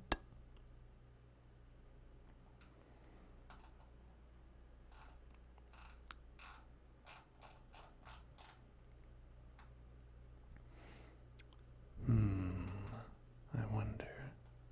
The 2 slashes. Okay, so it was right. The 2 slashes. It says asset question mark ID and then this.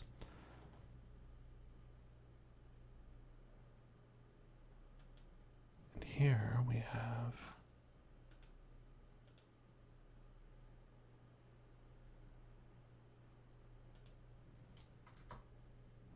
I mean, and it does seem like that is correct because, oh, you know what? Maybe we need the ID. We did RBX asset.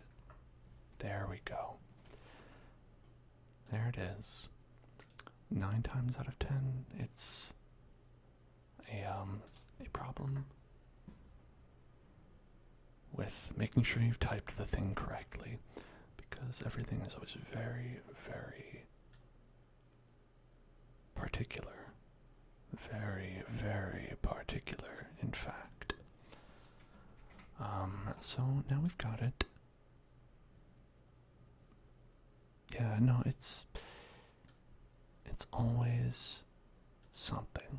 It's always something. Last time, I remember when we were first learning it, it was a question of, is this a period or a colon that goes here? And that was the big issue. So, you know, it's always something.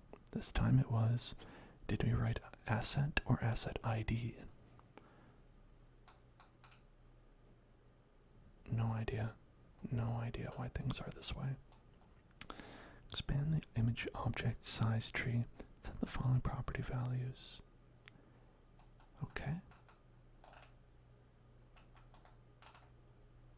size tree, size tree.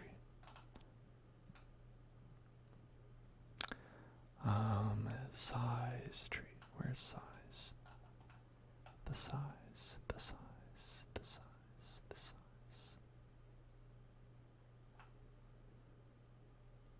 Oh, do you have a lightning storm in your area? Okay, there it is.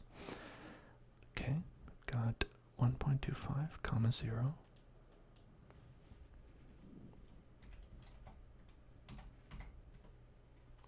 Beautiful. And then 1, comma 0. No, not right. 1, comma 0. 1, comma space 0. There we go. Okay. As you can see, these scaling values stretch the image beyond the full length of the frame to ensure that only the height is considered. Change the image's size constraint relative YY. Hello Tansfang, how are you doing today? Hope you had a great day. Ordered by their layout order, change this property to 1. Boop. Should be the first thing. Okay, change the image's background from white to fully transparent. Background. This probably won't do anything on ours, actually, because this takes up the full frame, the full frame.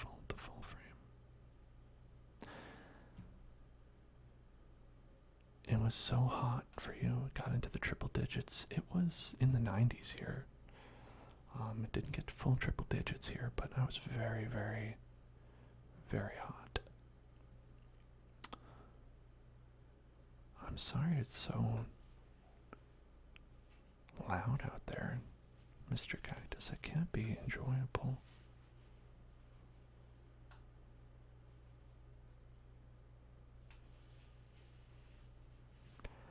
Okay. Now, GUIs often enter their text label. So let's insert a text label in here. Insert a text label.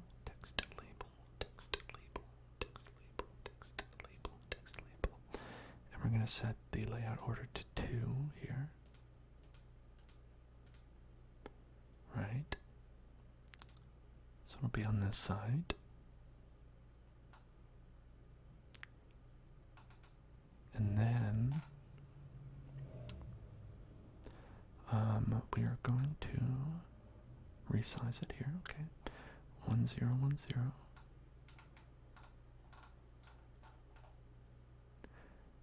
Okay, again, where is size? Right here, yes, okay. So it's 1, 0, 1, 0. Very good, very good, very good. And relative YY, so we have the same scaling. Okay.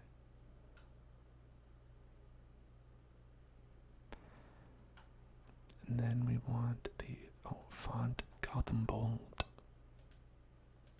Gotham Bold.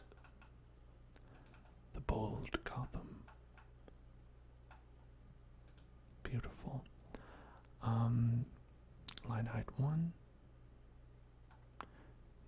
Text. I mean, oh, it's what it says. Okay, yeah, so let's have it say 0. Okay, text alignment left. Left aligned. Also change the right.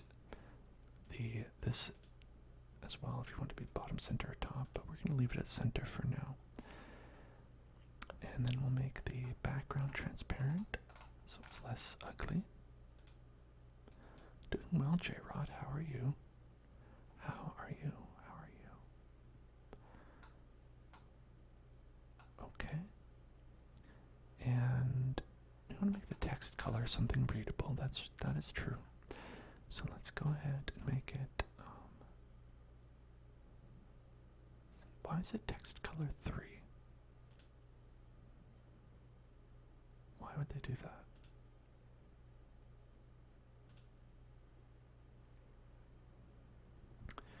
Okay. Oh, you're over some allergy stuff? That's really good. That's very good. Very good. And hello, Denick.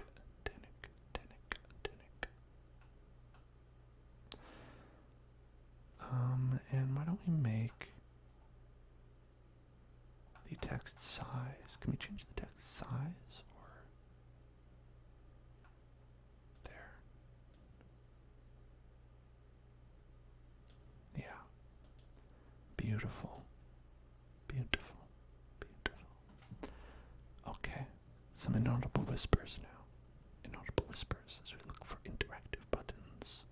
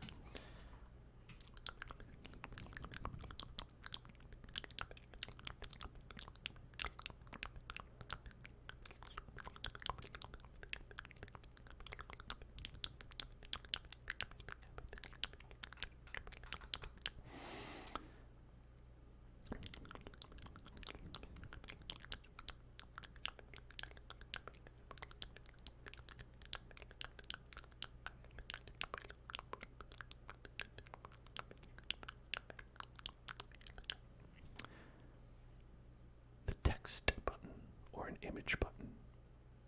Basically, do you want it to be text or an image? That one's, it's a text version of a text label, or a button version of a text label, or a button version of a button. Button version of an image. Button version of an image. That's what I wanted to say. So let's add an image button to the screen and flip it between 3 different appearances depending on the player's interaction, as they say. So go to starter GUI, plus button, screen GUI. Okay. Okay. Okay. And we are going to get a image button, image button, image button, image button, image button, image button. So add an empty image button to the corner of the game view. We're going to call it the map button. The map button.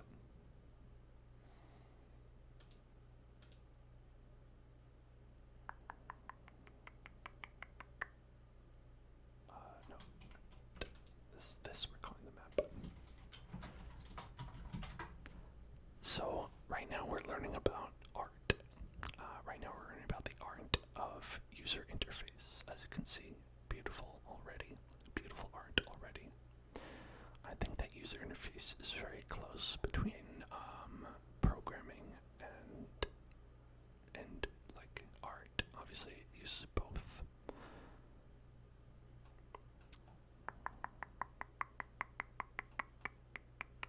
We're going to scale it.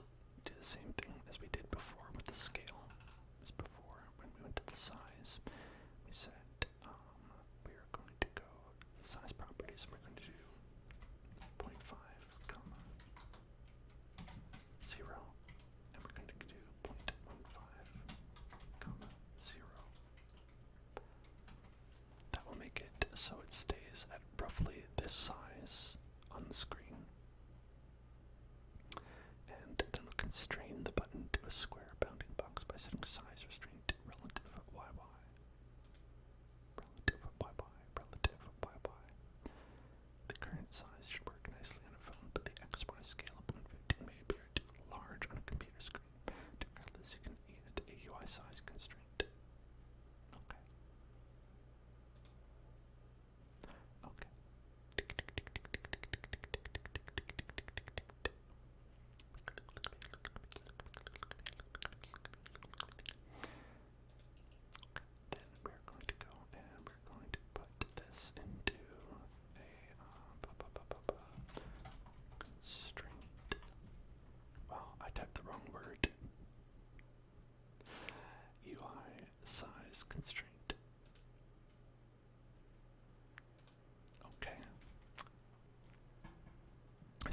new size constraint and set its max size property to 9090.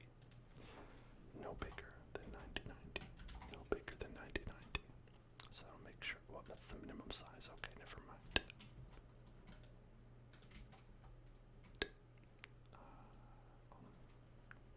I think I accidentally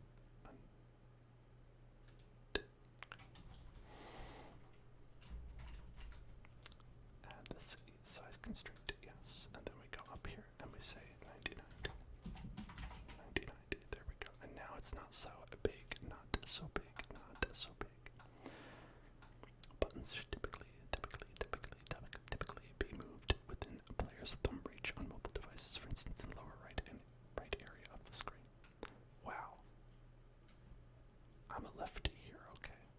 I'm a lefty. Thank you, Chase GR95, for the full McDonald's menu breakfast meal. Appreciate it. I'm not like a big fan, not a big fan of McDonald's breakfast because they don't have a lot for me. They don't have a lot that I can eat. I have our memory of it being like a lot better also in the past. I don't know if it was, but I feel like their hash browns were a lot better back in the day. Maybe they're still okay. I don't know. No, I'm not vegan. I'm vegetarian. The hash browns are good. Okay, as long as they're still good. Maybe they're smaller, or maybe I'm larger, right? Maybe they were just bigger when I was a child because I was smaller, and so they seemed bigger. But like, if you get a hash brown from McDonald's now, it's like a little baby size. You're like, what is this hash brown for babies? Perhaps it is. Okay, anchor point at 0.51. Anchor point at 5.51. Let's put that there. Anchor point 1. Okay. Very good. Very good. 0.51. 0.51. To expand the button's position tree. Position. Go 1, comma, negative 150. We're going to go 1, comma, negative 20. Last time you got a hash brown from McDonald's, you hungrily bit into it and burned yourself. It's gonna be. You could have a lawsuit over that. And they'll have to write on the hash browns, caution that it's hot. Right on the hash brown. They're just gonna stamp it right on the hash brown so people can see. Caution may be hot. Okay, expand the button's position tree and set the following property values. Okay, we did that.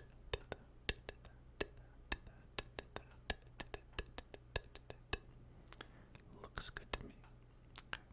3 custom images. Normal appearance, hover over appearance, and a pressed image. Saving these appearances can be done through the image, hover image, and pressed image properties. Locate the button's image property and paste it. We're just going to use theirs for this one. It was enough of a hassle getting this button here. Hello, penny girls. Hello there. Hello there. Hello there. Hello there. Hello there. Okay, so these are basically, it's like a kind of like a GIF animation where it has 3 separate states. One where it's just like that, one where you hover over it, and one where you press it. And that is just built into this, I believe, because it's a button, and those are 3 things you can do with a button. Right, image, hover image, and I don't know where pressed image is, but for image, we're going to put this here. Boom. Map button. Right. And then for hover, we're going to put this one in there. Okay.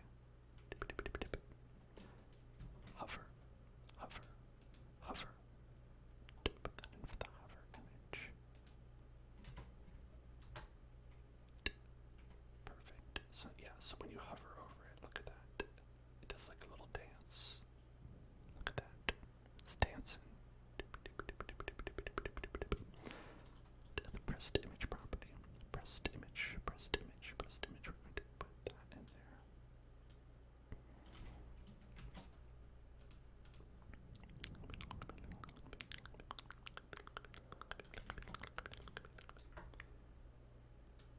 Yeah, so now when you press it, 1, 2, it's like it does a beautiful dance.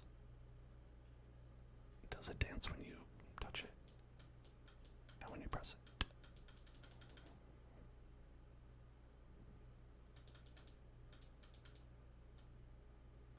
Okay, I think I might have moved it. Yeah, I did accidentally moved it. Was Roblox like a Lego competitor at one point and then branched out into games? Not a Lego competitor. I think maybe Minecraft competitor, perhaps.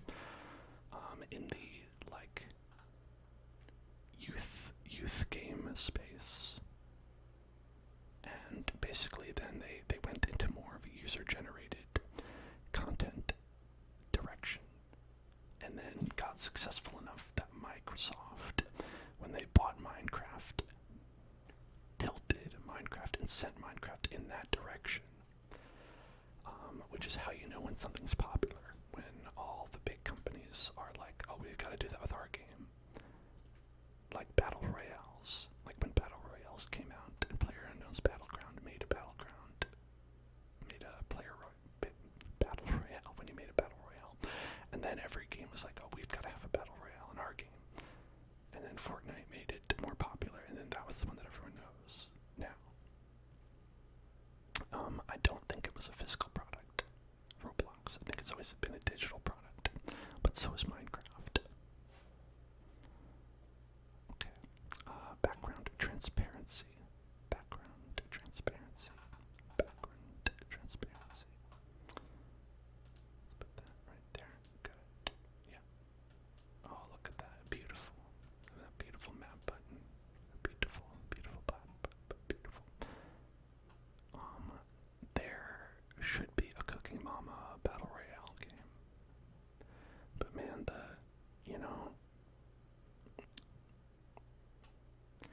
the Cooking Mama franchise isn't what it used to be. Now it's all like, you download it and you have accidentally put a crypto miner on your PC and you're mining crypto for the baby, for like the Cooking Mama company, and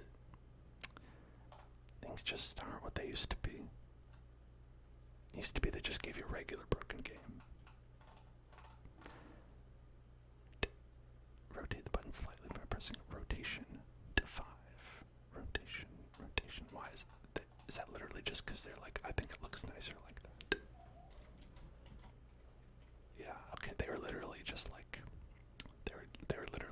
wouldn't it look nicer if it was like tilted a little bit? Maybe it would. Roblox, thank you for teaching me that. The final task is hooking up basic button functionality. The Explorer window, hover over the map button object and insert a local script. Local script, local script, local script, local script, local script, local script, local script, local script. As a loco script, if you ask me, loco script, because it's crazy that we would do all this work just for one script. J-Rod, hydration check, thank you, appreciate that.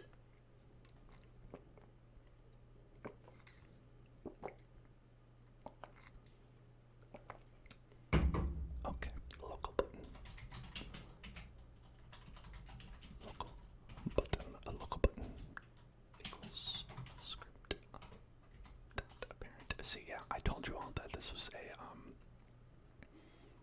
an art day. Surprise, I fooled you. It's always a programming day.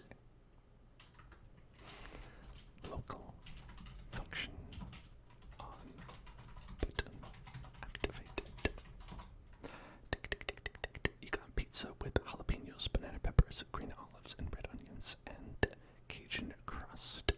Cajun crust. That sounds spicy. That sounds spicy to me.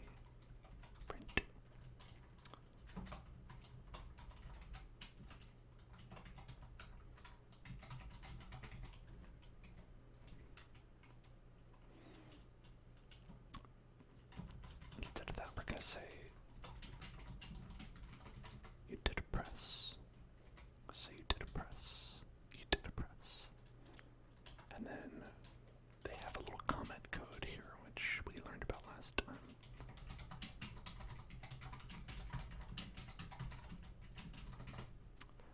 Right.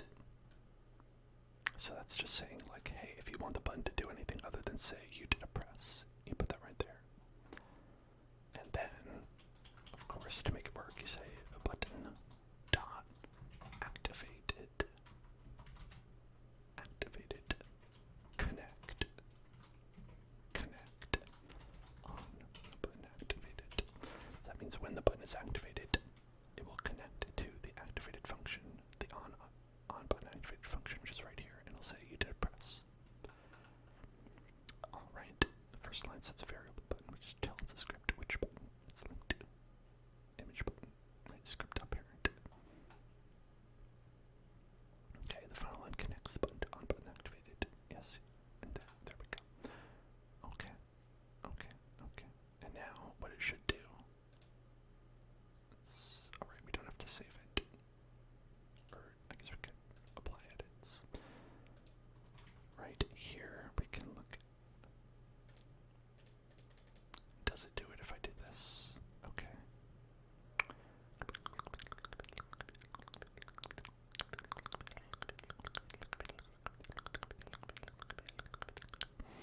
Now, where are...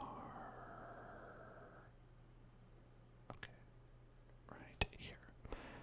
To go to play, and we should be able to press the button. The thing is, I still don't know where this pops up. Like, I don't know where we're supposed to see that.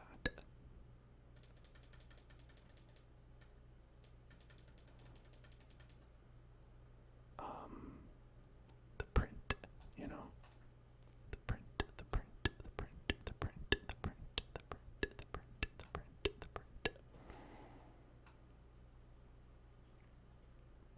Oh, I died. Okay. Maybe we could do this like as like a restart. And we'll do a... Okay, hold on. What if we do...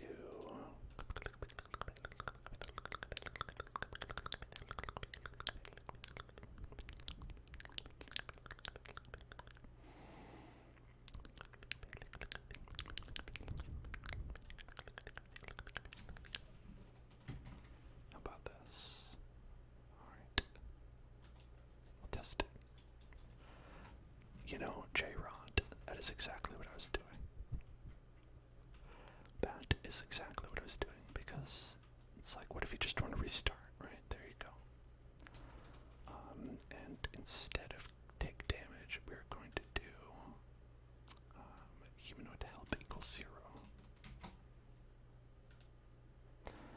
So let's go here, humanoid health equals 0. Yeah. Alright, okay.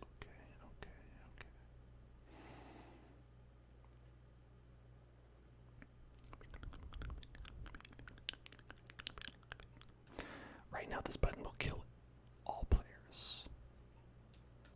Right now this button kills all players. Sounds good to me.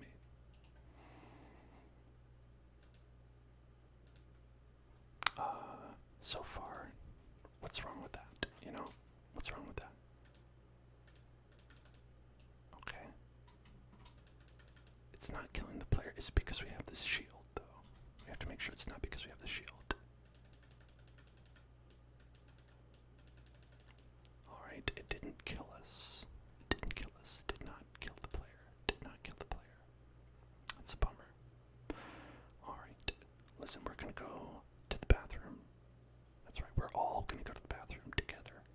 And when we get back, we're gonna spin the wheel, alright? Be right back. Hey, and we're back. And it's time to, as you guessed, spin that wheel. So let's spin that wheel. Let's spin that wheel. Let's maybe, yeah, that looks good right there. Let's spin that wheel. Spin the wheel, spin the wheel, spin the wheel, spin the wheel.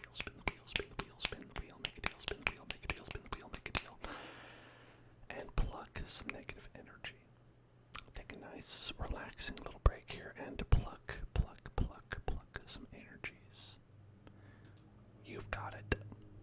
And I'm here to plug it. Also, there's no background. Why? We're just in the darkness. The darkness. Now we're in the fire. That's how I feel today. I feel like I'm in the fire today because it is so gosh dang hot here. Excuse my French. Now let's pluck some of that energy that you've got. If you've got any negative thoughts, negative feelings, I'm going to pluck them away. I'm going to pluck them out of your face. Pluck it out. And delicious. And we'll pluck the thoughts. Pluck. Delicious plucking. Gonna pluck those thoughts. If you have a negative thought, I'm gonna pluck it out just right here. Don't let those negative thoughts linger. Let me pluck them out. Right here. Pluck. And eat them, of course. You know, you might not think that people would want to eat such negative thoughts, but it's okay. The more negative, the tastier they are to me. I'm delicious. You know, I don't even need to eat dinner today because I'm having such a feast on your negative thoughts, your negative energy right here. I could use a good salt crystal to go with all this negative energy. Salty. Delicious. Just gonna get some more right here. Just gonna get some more. And let's get one more. Let's get one more right here. Let's get one more right here.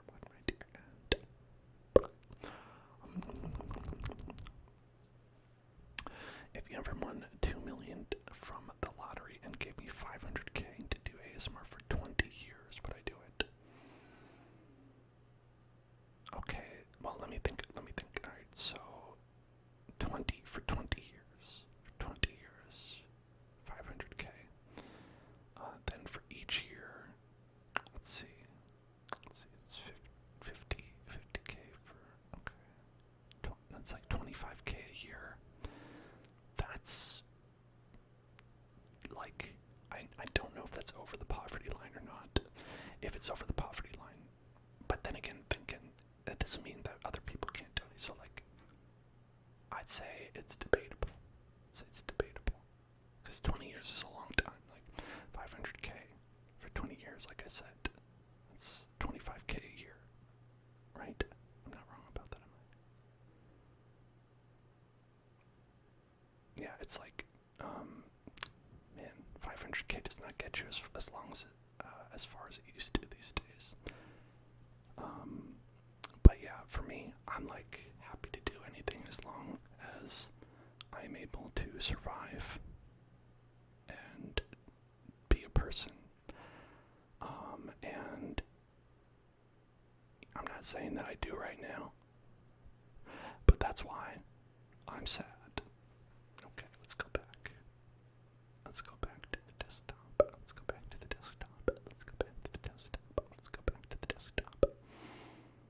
Alright. Now we were trying to make a button that kills. A button that kills.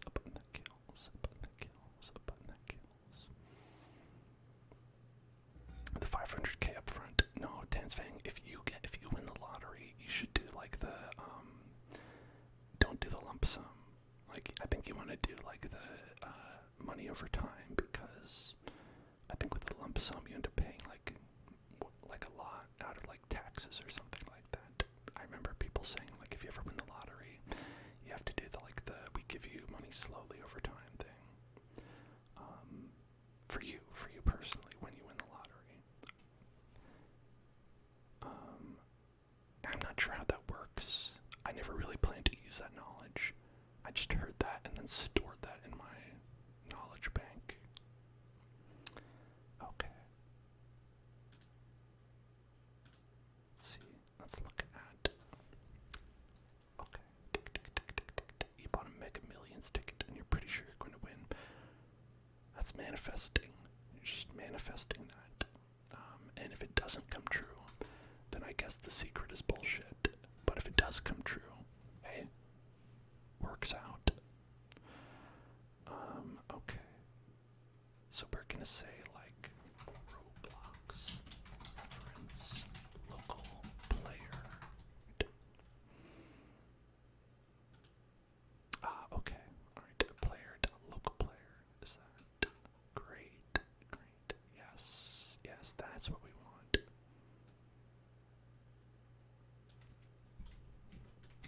Aha, yes, okay. Great, great, great, great. Local player is how you do it.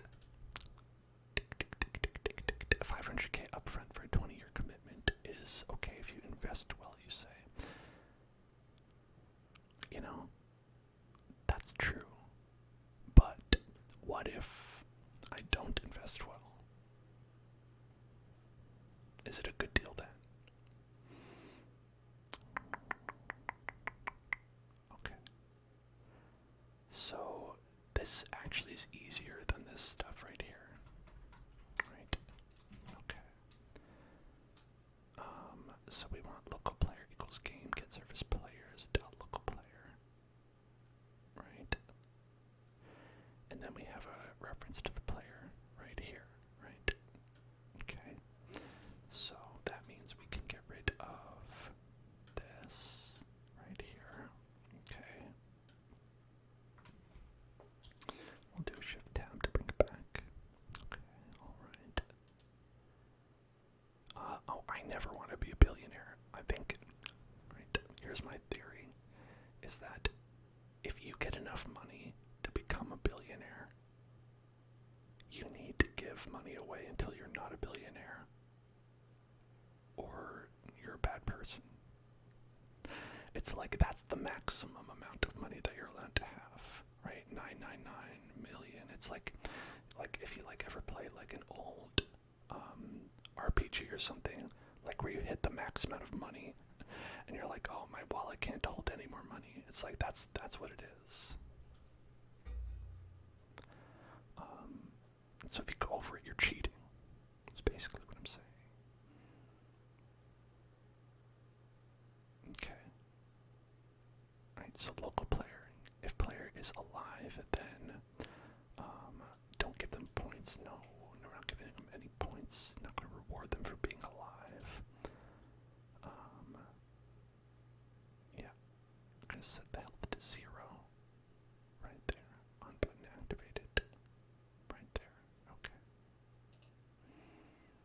Apply edits. And since this doesn't work, we're not going to just get rid of that. Okay. Now, when we start this up, what should happen is we'll have a button here that calls death, a death button. Look at that, death button worked.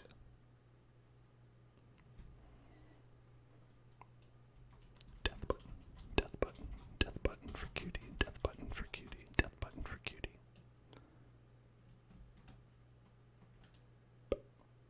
Death button for cutie.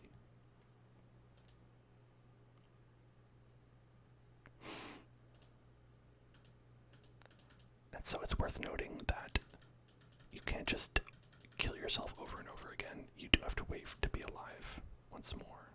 You must wait for life in order to achieve death. It's good that you can like cause death in the air as well.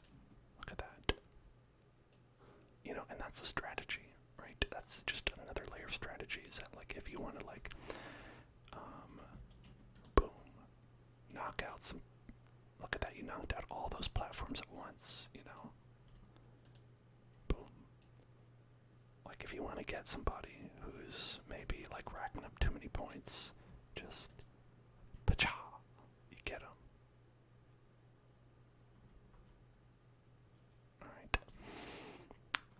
So one thing we can do is we can make this button be what this is, right? The leaderboard, the leaderboard, the leaderboard. We can have it be like right there.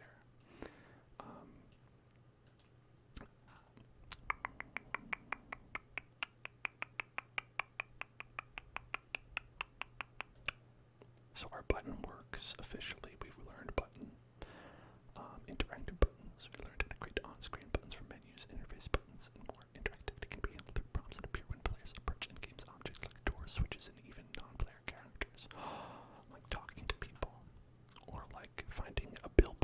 that says, here's how you buy the battle pass, right? If you have a billboard that says, buy the battle pass right here, right? It's always important to explain things in terms that real gamers can understand, like, how do I buy the battle pass? Yeah, see? Oh, look at that. They're picking lock. I mean, they're just holding down the button. I think in reality, picking a lock would be harder than that, in my opinion. Okay. And Ranger, this course uses the Dungeon Delve product as a showcase. Open it in the studio before proceeding. Should we do that? I guess we should do that. Alright, let's do save to Roblox. Publish to Roblox. Oh. Open from Roblox. Open from Roblox. What does that mean? Archive. My games. Nope. Not that. Dungeon Delve project.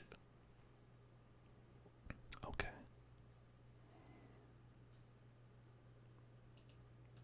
Okay. Do we want this? Do we want this? This is opening in regular Roblox. No, the death button does not bring death to all the players. It's just local death. Local death. Local death. Local death. Local death. Local death. Here it is. Oh damn, we're just like the video. Oh man, I'm just like the video. Hey, let me in. Hey, let me in. Alright. Just relaxing in jail. Door open.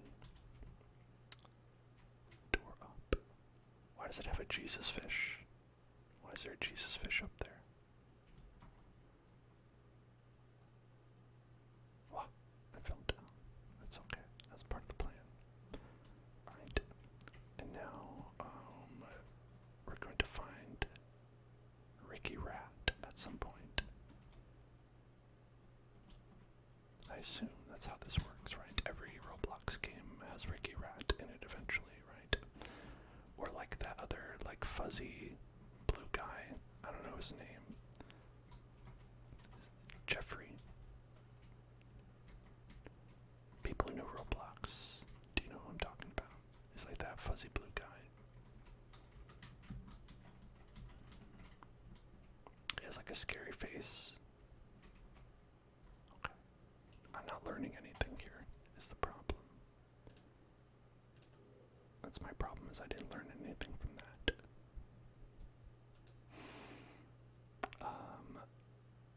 I'll open it in studio. Okay. Alright.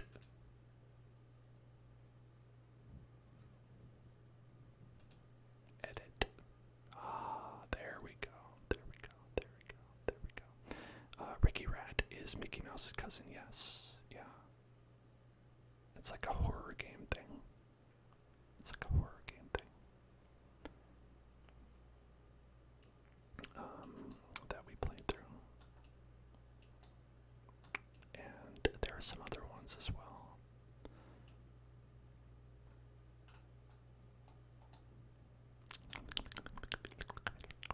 Okay, so we're now inside the project.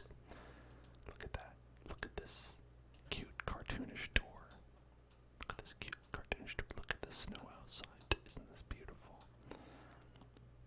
Okay. Now, select a prison door model in the 3D view, or explore, or of the explorer. Okay. Got it.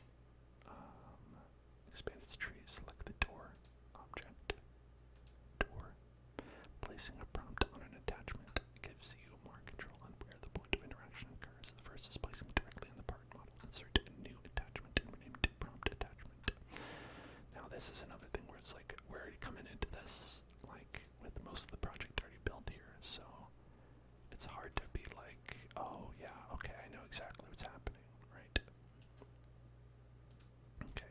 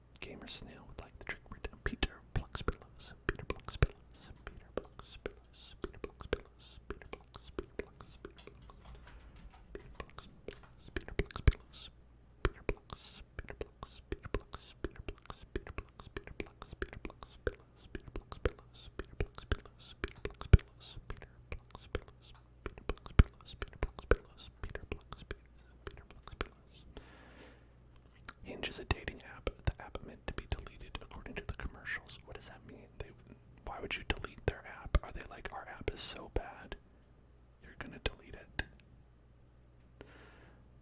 They're like, hey, listen, just want you to know, don't expect too much. This is a pretty shitty app.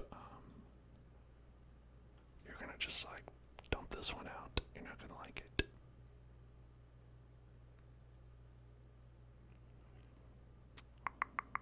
Okay, look at the new attachment's position property and set it to this.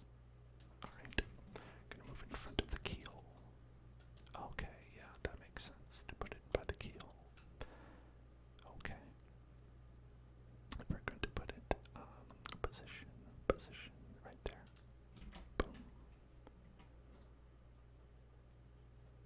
Oh, okay, so they're saying you're going to find love, so you're going to delete it. But, okay. So you'd be like, I'm good. I don't need this app anymore because I found my soulmate. I see how it is. Or third option, this could be an app dedicated towards people who cheat on their husbands or wives. And so you're going to delete it when your partner is like, hey, I want to look at your phone. You're going to be like, 1 second, delete Hinge. Here you go. Thanks, Hinge, for making it so easy to delete your app. Like that.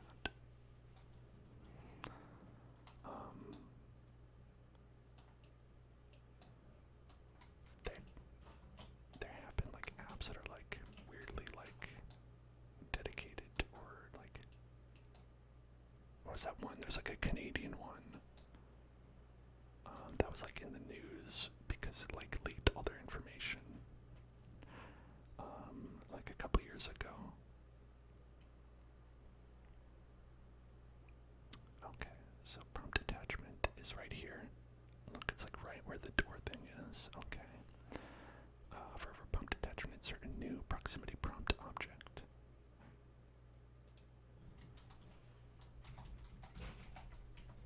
I got a question. How's anyone supposed to remember all these like weird, very specific objects that they make? Like none of these are very like, you know, oh, what would I put here? Obviously proximity prompt, the prompt attachment, proximity prompt, like it all seems very like idiosyncratic, where it's like it has like one single use case, and or like, you know, 2 or 3 maybe, and that's it, and that makes it like very hard to like actually like program. And that's like probably my first criticism of like Roblox as a whole, is it's like very like, okay, we have one specific idea of what you could do with this, and everything else is going to be like pretty hard to do. But you know, hey, listen, it's their system, not mine. Okay, proximity prompt, proximity prompt, proximity prompt, proximity prompt, proximity prompt consists of 3 primary elements, each of which can be controlled by the following properties: object text, action text, keyboard key code, gamepad key code. So you're going to be able to say what button did they press. You're going to say what you know, appears here and what appears there. So this is like the label that'll pop up. As we saw, like when we were looking there, there's like an option to open up a door, and it had like E open, that kind of thing. So basically the proximity prompt is going to pop up when you are close to it, and it's going to come up with this little thing. It's not going to do anything, but it's going to tell you what the player should do. So to customize the appearance of a Prism door prompt, make the following changes. In the properties window, look at the object text property and type in door. Okay. Object text, type in door. For the action text, type pick lock. Okay, action text, right.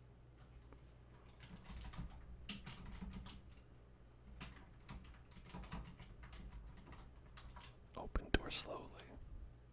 Pick lock, also known as open door slowly.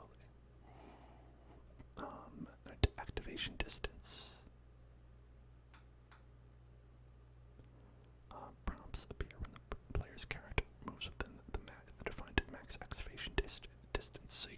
is represented here by a circle. And so when you get inside this circle, it'll pop up and it'll give you the option, to do that. And so we're going to change it to 4. Okay. Where's that? Activation distance, distance, distance, distance, distance, distance, distance. 4. 4. Alright. And then the whole duration is going to be 4.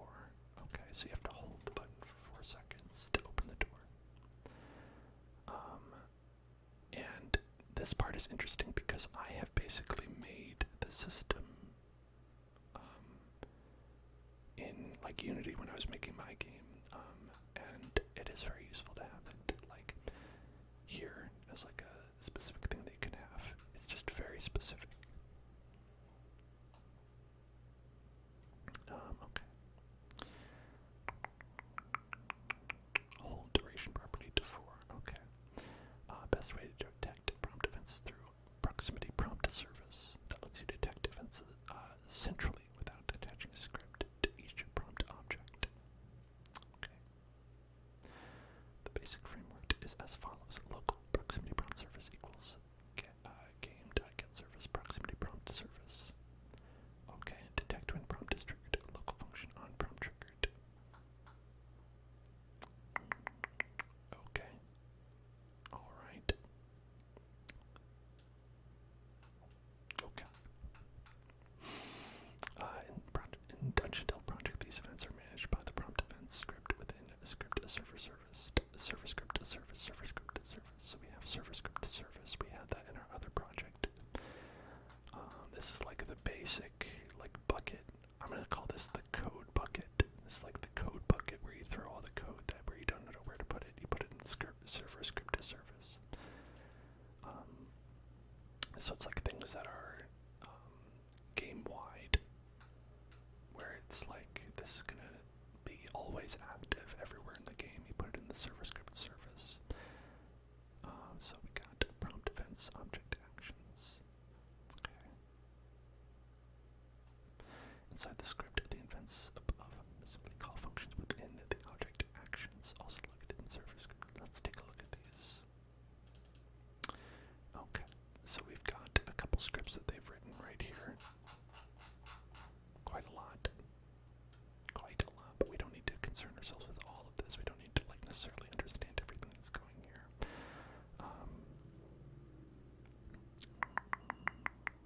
Proximity prompts are a convenient and customizable solution. Detect when the prompt is triggered. Okay. Connect prompt events to handling functions. Proximity prompt service to prompt triggered. Buttonhold began, buttonhold ended. So what this is saying is that this code that was already here actually says that when you it will call various functions when certain things happened. When the prompt is triggered, so we have this circle, right? So it's like when the player enters this circle, it'll trigger this right here. Button hold began, so that means when we have the button that you hold, right? So E in this case. So when you start to hold E, this will happen. And then when you stop holding E, this will happen. So if you stop it early, this will call it end that, right? And so what we have is that calls this, and this on prompt triggered, boom, hold begins, hold ends. And so then on prompt triggered, it will go to object actions and prompt triggered actions. So right here, prompt triggered actions is the first one. Okay. And so what it's going to do is that when you enter this area, it's going to say if ancestor model name equals standard door or prison door. Okay. Then set network owner nil. Okay. I don't know what's happening here, as I'm gonna say. Get the constraint which operates the door. Hinge constraint. Okay, so that's this, right? Open or close the door based on its current state. If it's open, right, its open value is open, and then if it's false, you should open it, and if it's true, And so it's going to play a sound, like an opening sound, a closing sound. Okay. And it's also going to do constraint at target angles, constraint at upper angle, constraint. Okay, so it's going to say that the target angle in the animation is the closed or open state. And then it says activate the hinge servo. So I'm going to assume what that does is make it move at angular speed 1. So it's going to say, okay, this is the speed that you open it up. So it was speed 0, change it to speed 1. Disable the prompt while the door is opening or closing. Okay, so don't redo it. Like, so it's just like you wait until it's open or closed before you open or close it again. And then this, I don't know what this is all about. Okay, this is saying like when it is fully open or fully closed, then we're going to reset it so it can go next again, right? Where action text is going to go to the prompt to close text. So it's going to say the text is going to change from open to close and close to open. And the whole duration is going to go back, and the enabled section is going to go to true, so you can actually enable it again. Okay. I get it. Understood. 100%. Not really. But the good news is they wrote that code for us, because really what we're learning is just about the pop-up, right? We're just learning how to make the pop-up. And we did, right? There's our thing. Door. Open door slowly, right? So we're holding it, but we stop and it goes back, right? Just like that. And if we hold it all the way, it opens.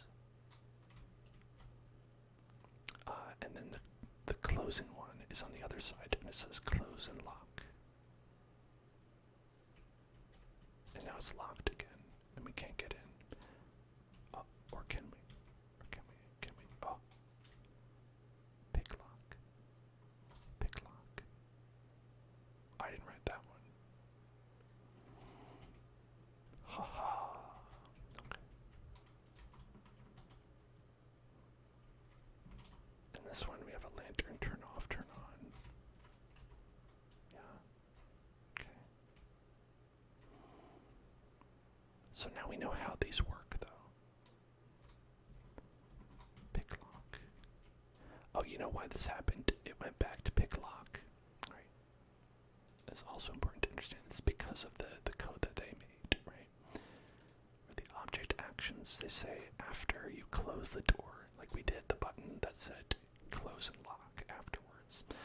And we have the text, like they say, change it to prompt text open value, right? So that must be something that they have predefined, right, as prompt text open value, right? So they say like, oh, open is what they reset it to, right? And so basically you see that this door actually has a couple of different things on it, right? It has the prompt to open it, has the prompt to close it, and those cause the state to change. So a door is like, has two different states. It has a closed state and an open state. It also has an in-between state, but we're ignoring everything that happens there. We're just setting it to false, right? We're just saying, hey, don't do anything while it's doing that. Just let it go. And so that's how the door works. And I'm glad that you understand now, J-Rod. See, it's not impossible. It's just not how your brain would normally think about it. Okay. And so that's really all they wanted us to learn about that. Is basically the theory behind it. I think if you were to tell me, okay, now make a door from scratch, that would be like still like a hour or 2 hour long project for me. So that's where we're at, is just kind of like getting onboarded just slowly, right? We're not going right to this after this. It's a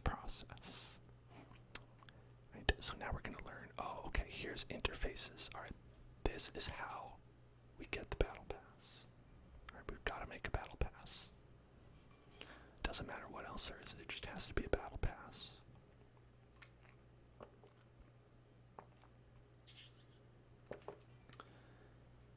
In previous interfaces courses, you built a basic score bar and created an interactive button. This course will show how to use these skills to make an information board. We can learn about the long sword. The long sword. You're not allowed to say this in the Twitch chat. Do not say long sword in the Twitch chat.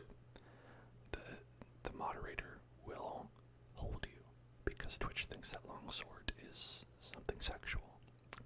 I don't know what, but that's what they think. Okay. Maybe it's a huge sword. Maybe long sword is okay. The surface GUI object lets you display GUI content onto surfaces in the 3D world. They're commonly used to display leaderboards or signposts, areas in a game world. J-Rod, you can say it because you're a mod, right? They trust you. Don't abuse your power, J-Rod.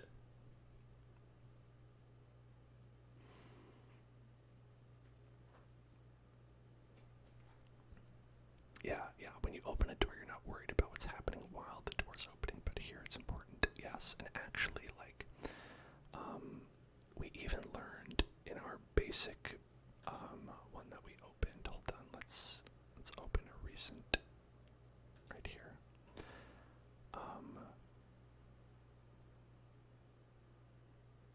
Looting place. So even in this project, we learned that with these disappearing platforms, basically the first thing that we learned how to make is that when they fade away, if you are touching it, it will begin the fading away process again. And then it'll just like, basically it'll like start to fade away but come back up, start to fade away, come back up, and it'll never work correctly. So we had to do the same thing where we disable it after it's been triggered. So that's actually a very common thing, is to make sure that you're triggering something only one time. Okay. Now, alright, we'll do this back in this place. Save changes to dungeon delve learn. Yes, I mean we learn. Okay. I don't want to do anything. Goodbye. No. I don't know what granted permission is. I don't grant anyone permission. No permission. Persimmon, yes, but no permission. Create a part named info board. Okay, this is our info board right here. Info board, info board, info board. Okay, and now we're going to make it vaguely info board shaped.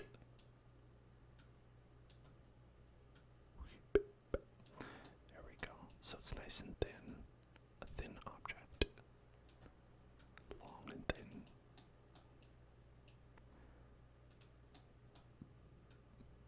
Yeah, you know, it's like first they're just like, oh, I'm just asking you for permission, and then they're like, just say yes, accept all cookies, it's fine, just accept all the cookies.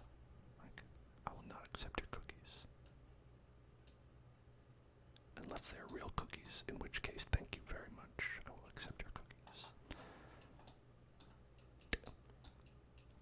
So let's say this is our leaderboard that we'll have. The leaderboard, like Lederhosen. Our Lederhosen board. 15, 18, and 1 is the size that they want. Okay.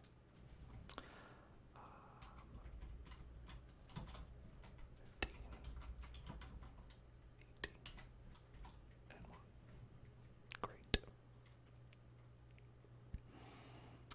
Or wait, okay, they had a different. Okay. 15, 18, 1. Sorry.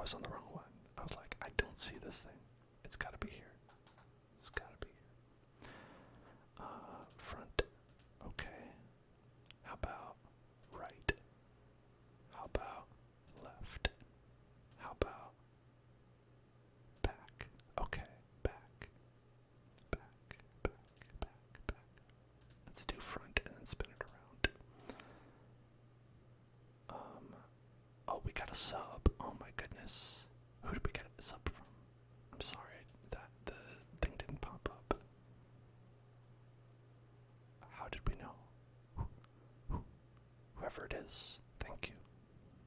Thank you, mysterious stranger.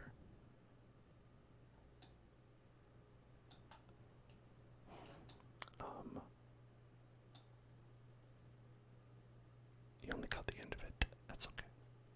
If you are here, let me know. I will thank you. Personally.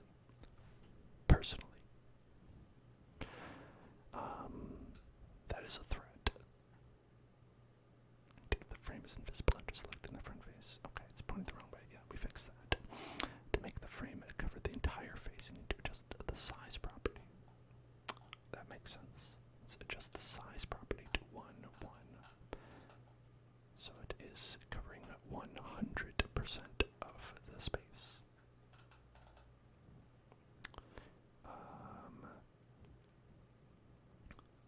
Oh, background frame. Okay, that's this. Okay, yeah, got it. Size is 1,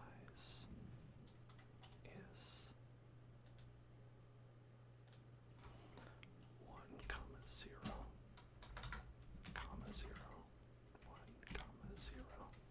Perfect. Look at that. Covers the whole face. Good idea to add a UI padding constraint to create a gap between the borders of the GUI object and its contents. So we're going to add a little padding. Paddington bear. Paddington bear. The Paddington bear. And we're going to set all of that to 0.05, 0.05, 0. Right? I think we could probably do C. Yeah, we can copy paste that. No problem. Okay, great. Okay. And now background transparency to 1 for the frame. And this is going to be good because we can see what it is, but the actual background is going to be transparent, right? So it's basically an invisible stain of glass right now. But it's our canvas that we're working on, right? So use knowledge from the previous interface tutorials to display information inside a background frame. We're going to say what this longsword is. It's very funny because we don't have a longsword. We're just going to display longsword. Okay.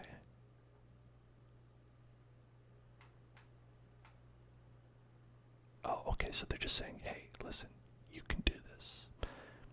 Object 1, a text label.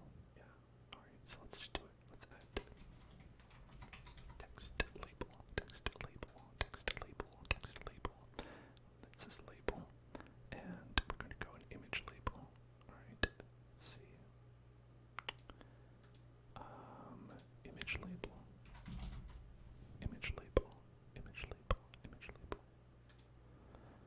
Big Daddy Jenkins would like the trigger bird. Well, that seems very rude to Mr. Kendrick. I don't know. I'm not going to say that. What if he is the savior? You know, won't we look silly then? Just decide this is longsword. Yeah. I think that's good. A frame containing 3 text labels positioned with the UI list layout. It can arrange them in a horizontal sequence, similar to creating a score bar. Okay, yeah. We want, let's see. Frame. What? Yeah, frame. And this is going to be, score frame. So I'm thinking what we can do is we can have someone's top score, right? We can put like the top score of all time up here, right? A lyric from a music video. Okay. If it's a lyric from a music video, it's no problem. The lyric is, Kendrick is not your savior. Kendrick is not your savior. Kendrick is not your savior. Kendrick is not your savior. Kendrick is not your savior. Kendrick is not your savior. Kendrick is not your savior. Kendrick is not your savior. Kendrick is not your savior.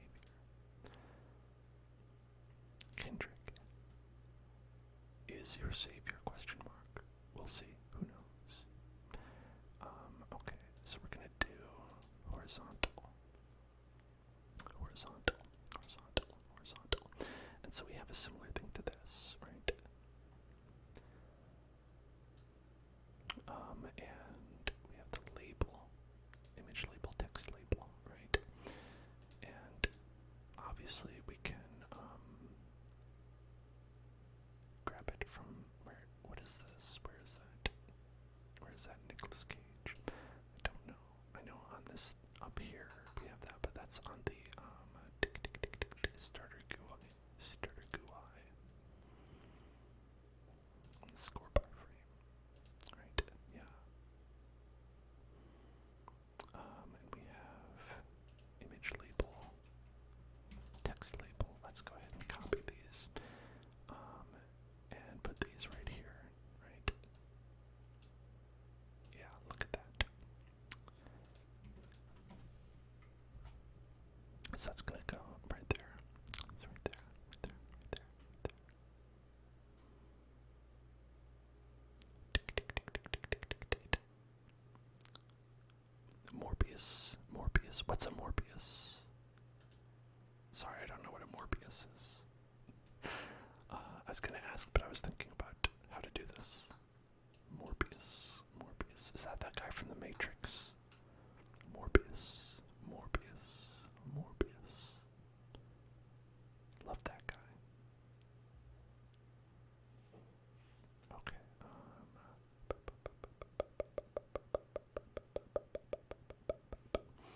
So we have an image and a text label down there, and the same one over here, image text, right? And I want to make sure that we have the same padding in between. We have the padding with this. This one was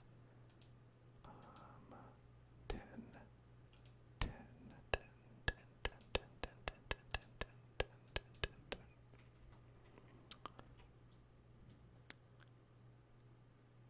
The movie with Jared Leto, where he's a vampire. You know, I don't know if I know that one. I know that Morpheus is Morpheus. That part was a joke. Alright.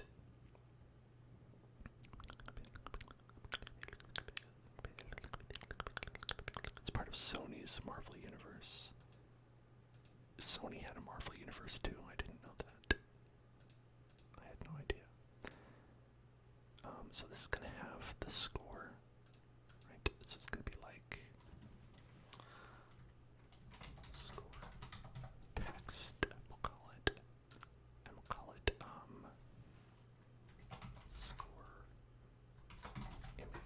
score image, score text. Oh, and you know what? We can have another one that's like player name, right?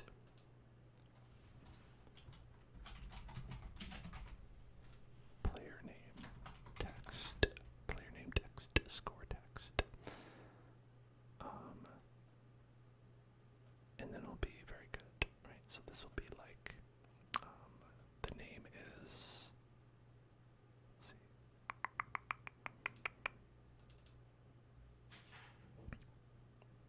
Where do we write the actual name? Where is that? I don't know. Text, oh.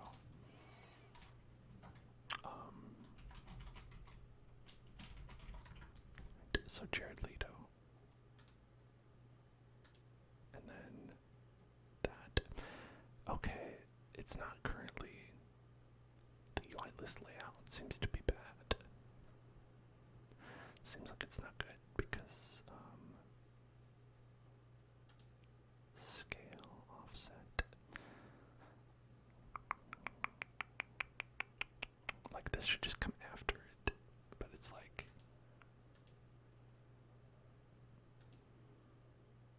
you know what I mean? It just jammed it right in between. Just jammed it right in between. Layout order 2, layout order. But if I do layout order 3 for this text, does that make it better?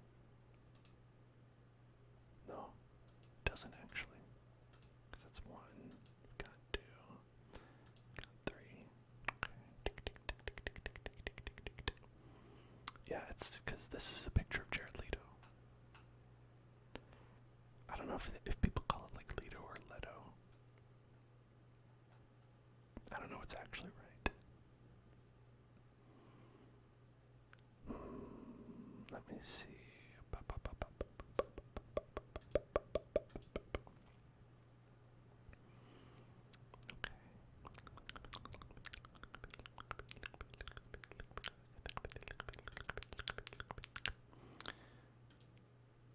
Horizontal alignment.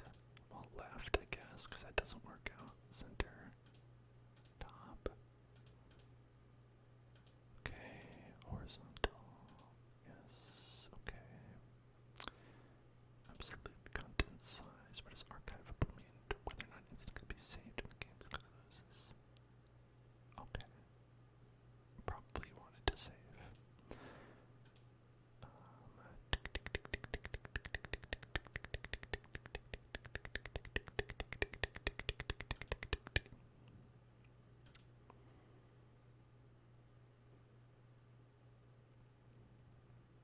Did I ever see Venom? I did. I did see Venom actually. I thought it was pretty funny. I thought Venom was pretty funny. The first one, I haven't seen the second one. Okay.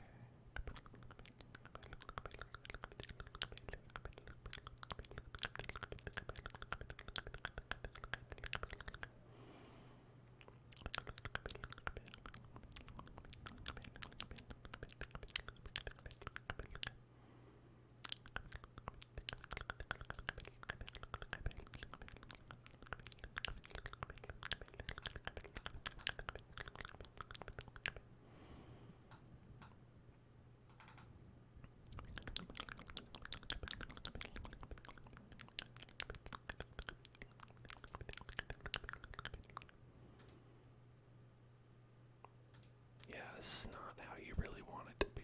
I'm not really sure how to fix that. So let's just for now we're gonna change that to JL, and we'll know that it's JL, right? We'll just know that that's JL, and we can extend it later to the extended cut after that. Okay.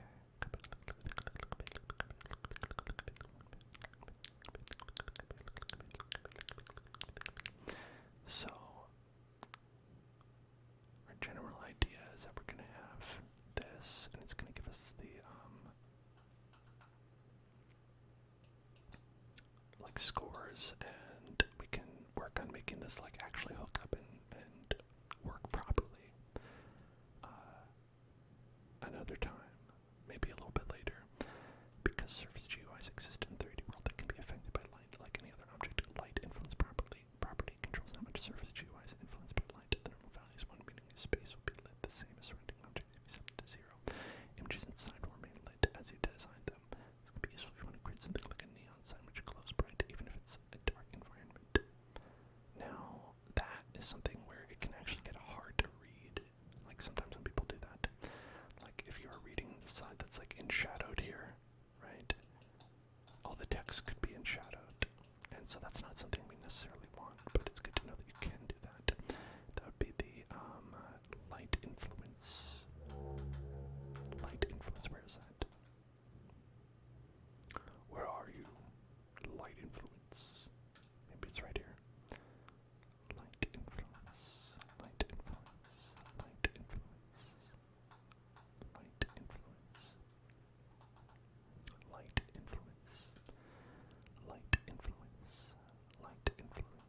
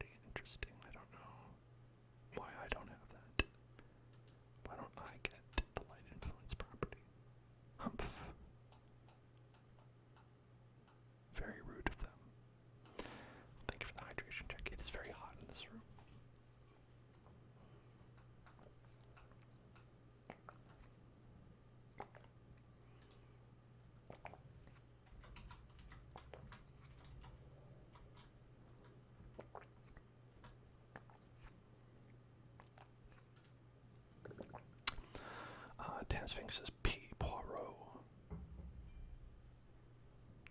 Who is peeing on Poirot? Did you get permission from Poirot before that? The part on which a surface GUI is displayed is determined by the adornee property. If blank, it automatically displays the parent part. The ability to set adornee allows for the creation of interactive buttons. When the GUI is not parented to the part, to do so, drag the surface GUI onto the starter GUI. Adorn it to the part by clicking on the adornee input box and then on the board part. Okay, so drag surface GUI onto the starter GUI. Alright, so we're going to take this and we're going to put it on the starter GUI right here. Right? And then, oh, light influence is right here. Okay, so it's on the GUI in general. Okay.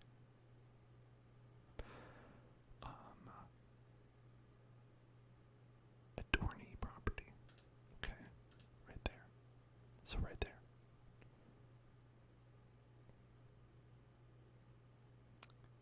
Perfect. Perfect. Perfect. Perfect. So that'll make it so it's always here. Right? Great.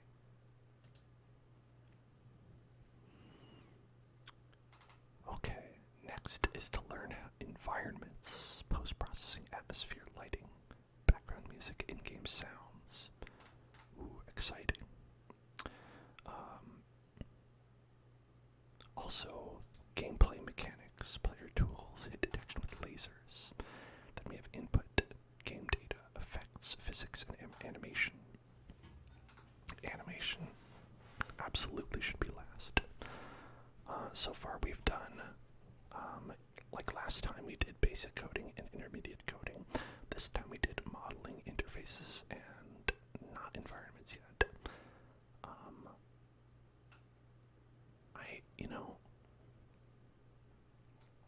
Should we? I'm wondering if we should do this first. Or if we should try to make this work first. Because this could be like our little test at the end. It's where we try and make this work. I think if we did this,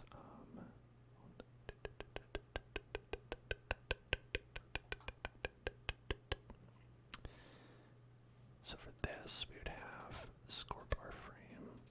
Okay, this is info surface GUI, and we have the background frame. Then we've got the score frame, and what we would do is we would have multiples of these, and then we could have this be, give this a layout. We can do a list layout for this. List layout from the top, and then we could have a little bit of a padding. We could do like 10, maybe 10, 0.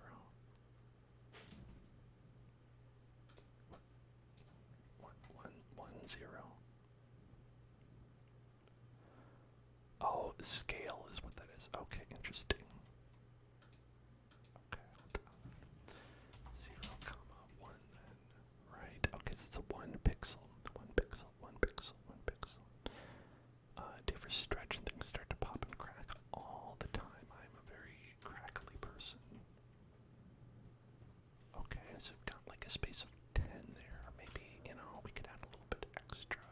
You don't want to be too close together. Maybe it's fine though. It's probably okay. Alright, yeah, so we've got vertical. So these, what we'll do is we could make 2, 3, 4, 5, 6, 7, right? Let's just do 6. Let's just do 6. So we've got 6 in a list, right? 6 in a list, 6 in a list, 6 in a list. And let's see, what we can do is, that's our background frame.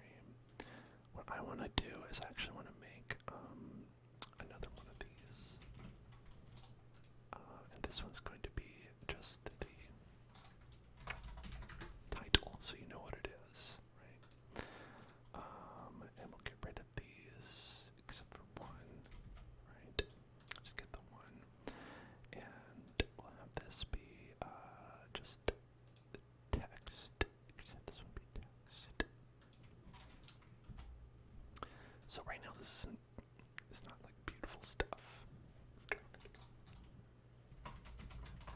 Title text, title text, title text, and instead of JL, what we're gonna have it say is, let's see, scores, right? Top scores, top scores, top scores. And this part, we're going to have the,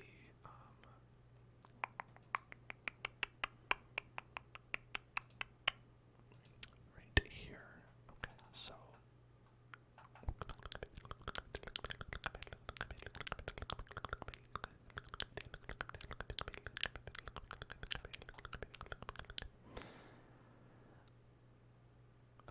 so we have this size, the size right there, the size, the size, the size, the size, the size that we have. Okay. How do we change that?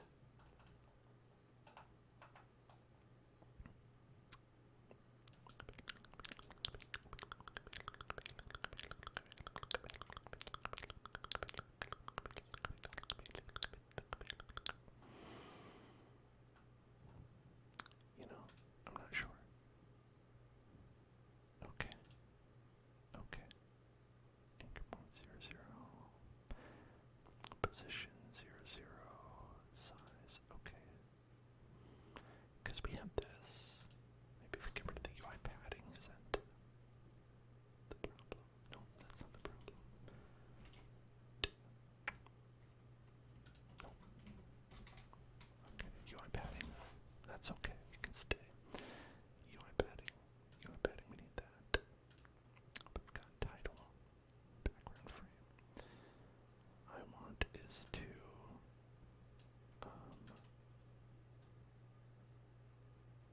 make title and background frame next to each other. Like I want one to be on top of the other, one to be on top, one to be on top of the other. So I want title to be not quite as wide as it is, but I don't seem to be able to adjust the sizing. Anchor point we have. Position is 0, 0, 0. Okay. We do 10, 10. What? That went somewhere. That definitely went somewhere. Okay.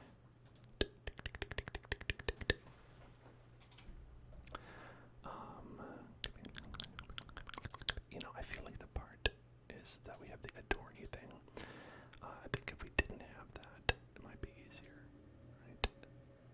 So I think it'd probably be better if we put it under the info board again, right?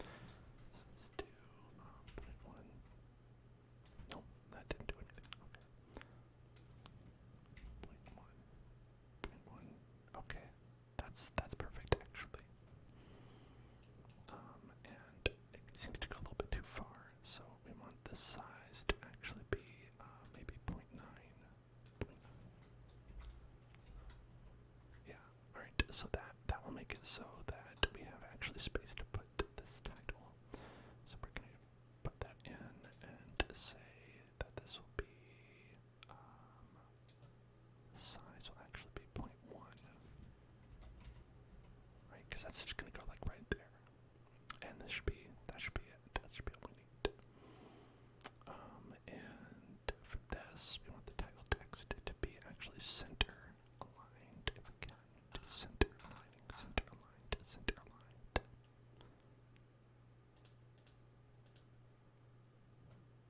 Okay. I don't know why I did that. Just went to scores. It's just like, well, yeah, that's what you want, right? Yeah, totally. How'd you know? You nailed it. Absolutely nailed it. So anchor point, maybe if we do this to 0.5, maybe that's better. Or maybe it's not. Thank you for following Untitled. As welcome back, J-Ron. Did I not say welcome back? Sorry if I didn't.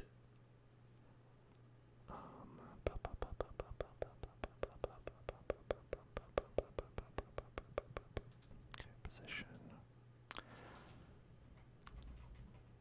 Scores again, alright. What's your deal? What's the deal? What's the deal? What's the deal with scores? What's the deal? Deal with scores? What's the deal? Change this position to 0.5.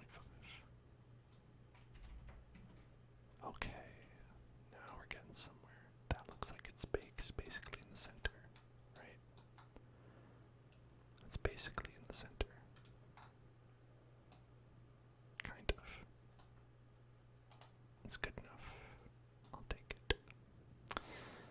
I'll take it. I'll take it. I'll take it. I'll take it. I'll take it. I'll take it. I'll take it. And then what we're gonna do is we have all of these, and this one's gonna actually have to be a little bit of a scope of a script right here is what we're gonna have to do. So we're gonna have the top scores, and we're gonna have to like put some information in to say what the top scores are, right? Okay. Hello, Bigman. Hello, Bigman. How are you, Bigman? How are you doing, Bigman? Now, I would put the script right here. Maybe it makes sense to put the script right here, though. So let's make a script that says script, and we're going to call this script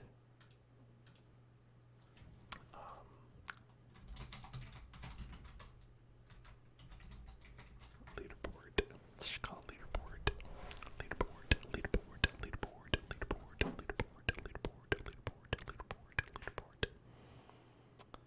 Now, leaderboard script should be similar to the point script because we're just reading the points. And so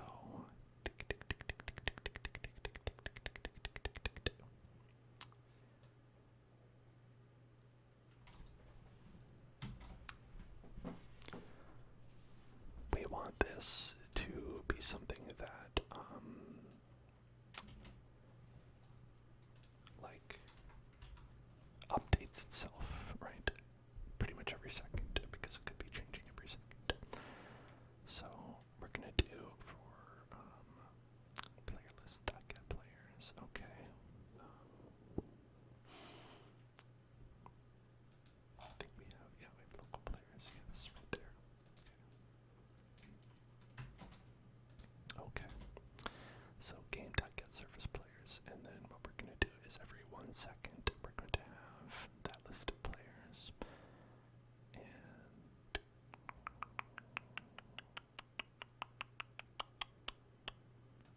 no, we don't need to evaluate whether they're alive or not. We want to take their okay, yeah. So local points, we have their points value, and what we want to do want to set the text of this equal to their points and their name equal to their player's name, or their, I don't know, Roblox name, whatever, right? So we are going to have a reference to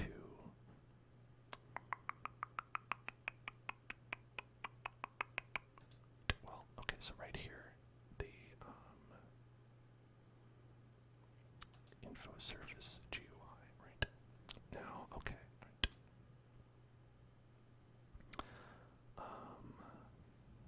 This is where I feel like actually it makes more sense to put the info board right here, so we don't have to go find the info board, or at least the info surface GUI. So let's go ahead and do that. Let's go put the leaderboard onto the leaderboard, right? Put it right there, and we're gonna do, let's see.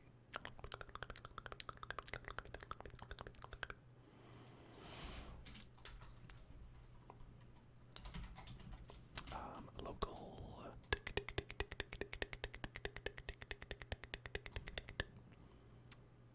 Let's call it.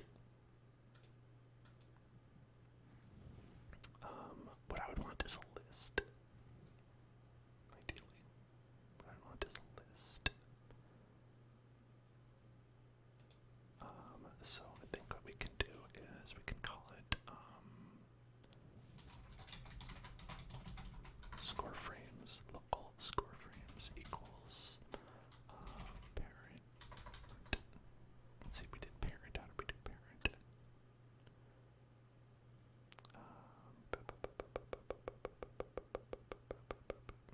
It's like, what was it?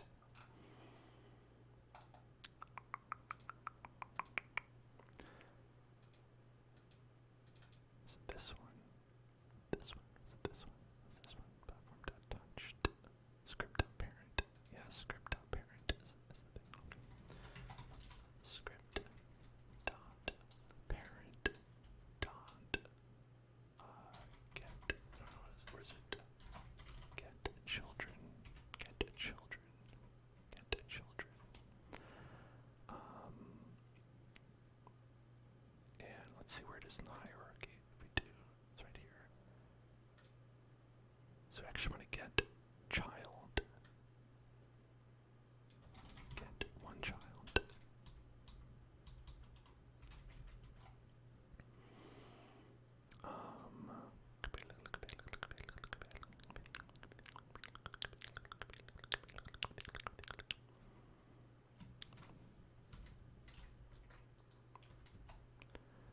What's that? How to get like a specific child? Hold on. It's character dot wait for child humanoid. Okay. So we could also do that. Wait for child. Wait for child. Parent. Wait for child. Something like that. Find first child with the given name. Okay. That might be what we want to find first child that is named background frame. Right, and then we want to do get children, an array containing all the instances children. That's what we want. So then you're going to have the background frame and we'll get all the children. I don't know if this will be one of them. I hope that it will not. Probably not, right? Probably. Let's say not. Let's say not for now. Okay. You're going to fall asleep. That's good. That is good to hear. Good night. Good night. Good night. Good night. So we've got the score frames right here. So for each score frame, we can do something and we can set up everybody's score, right?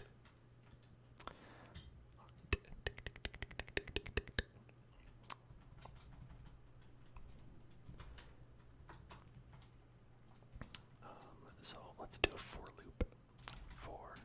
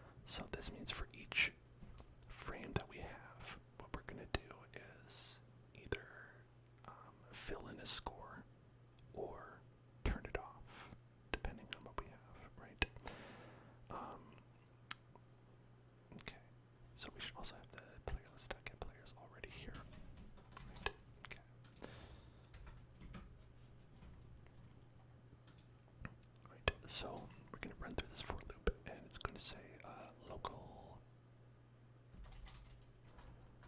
if player list dot.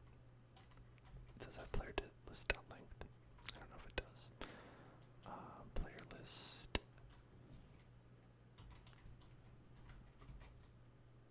Current. Okay, maybe we don't have that. Current score frame. Right.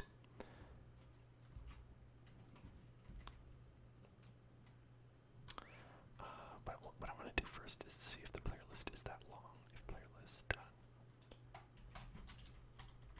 does it have dot length though? I don't know. Hello, anti-hero. I think we are winning tonight. I think tonight is going a lot better than, say, when we were playing Minecraft with other human beings who know how to play it better than I did. So Roblox array dot length. Does that exist? Number of objects in an array.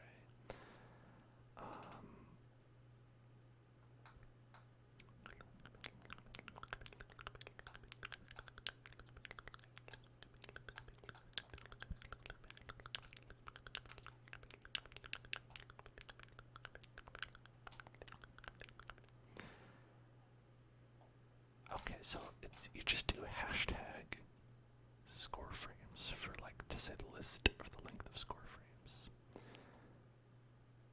Alright, so that should be hashtag player list. Okay. If hashtag player length is greater than or equal to current score frame, right? Then you do something. Because if it isn't, let's say you should not do anything because there's nothing. Or I guess else. Wait, do they not have else? Do they have? Oh, I need to check if they don't have else. My mind will break. Do we have else? Do we have else? Do we have else?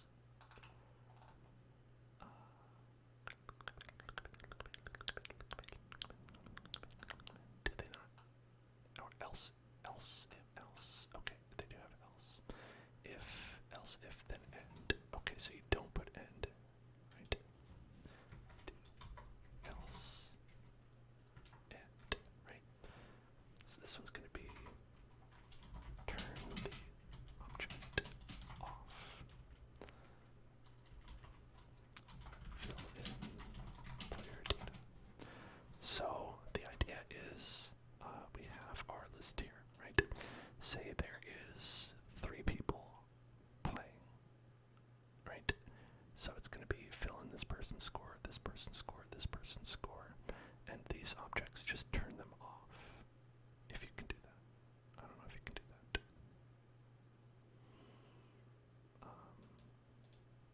And say maybe certain other, maybe better engines that I have used, you can turn an object off and on again. If not, then whatever. Active. No, that's not. Fire mouse events. No, that's not it at all. That's not it. Okay. We could just change the transparency and just make it fully transparent, right? How about if we did background transparency? We do image transparency, right? Make it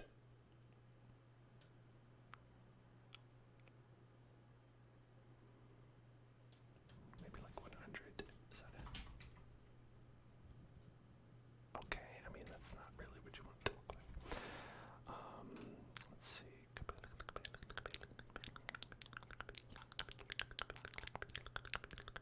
Visible. There. I mean, is that right? Though. Is it right? Is it truly right?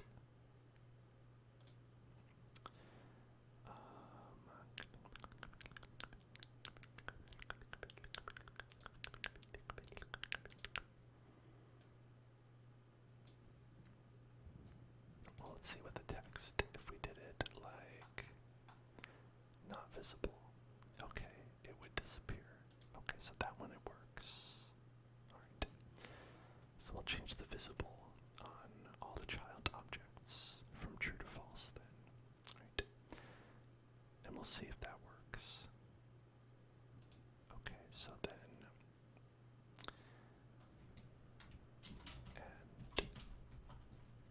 and let's just make sure before we get into this.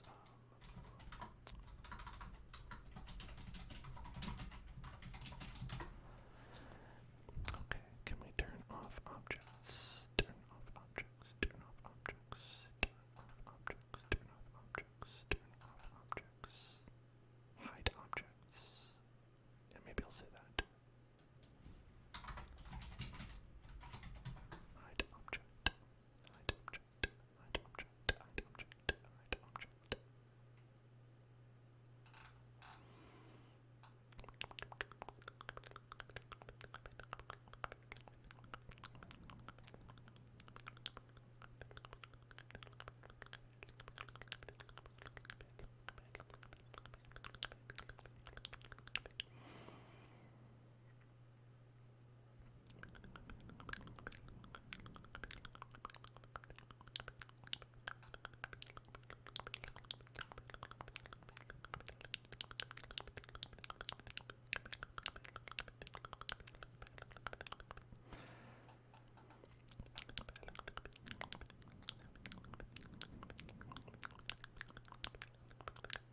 Okay.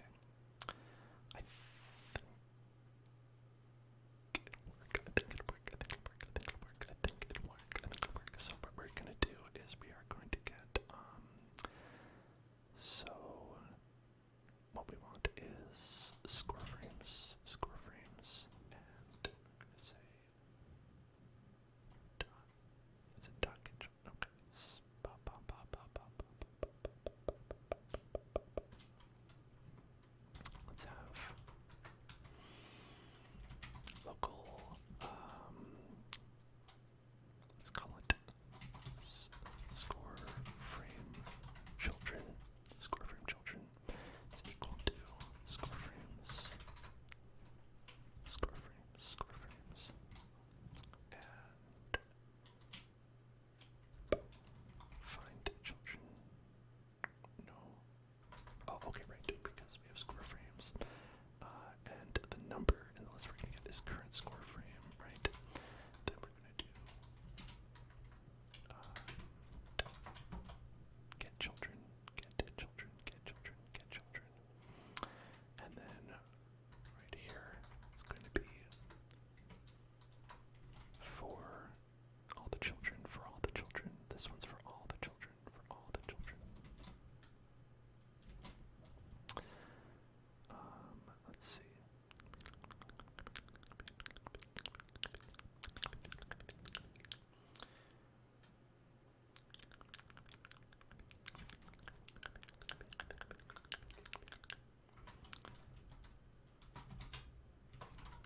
For current frame child, and then hashtag score frame children. Right. Okay. And then that one will end. So then we'll do score frame children, and then current score frame, current frame child, and then we'll set their visibility, the transparency, the transparency.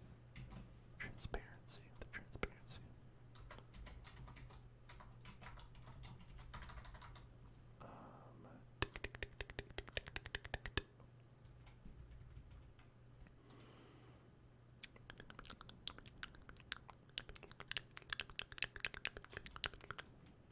I don't know if we can do that.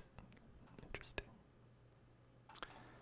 Maybe we can look at dot.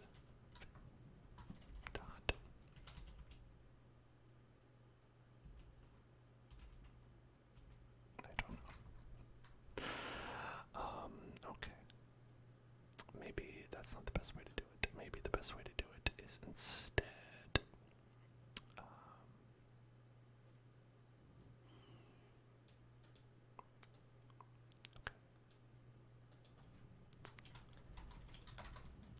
If score frame child, current score frame.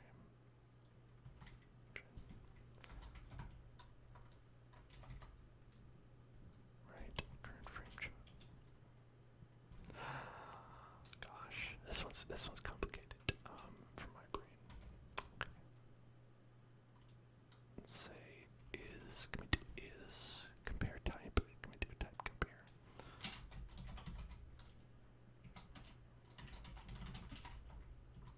Compare type. Compare type. Compare type. Compare type. Compare type.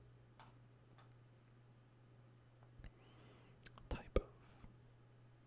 Type of. Type of. Type of. Type of. Type of. Okay, so we want type of. Type of. Type of. Type of. Type of. Type of. Type of. Type of. Type of. No. Let's see. Type of. Type of. Type of. Type of. Type of. Type of. Type of. Type of. Type of. Type of.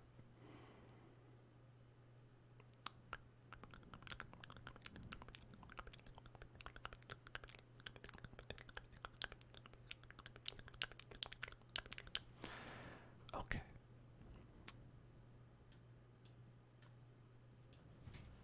Equals type of.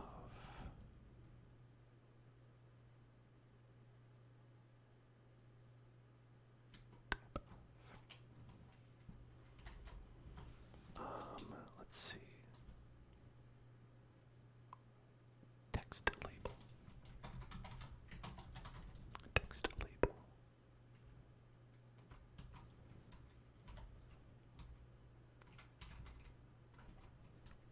Okay.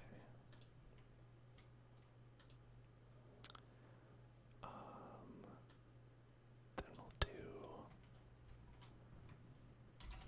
local.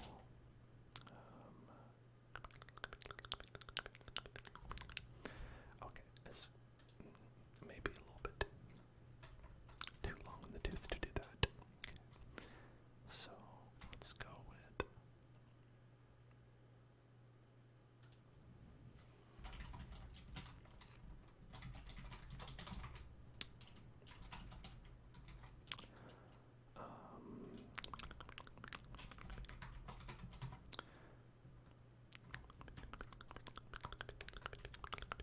local player name text, local score text, and local score image. Right, that's what we're gonna have.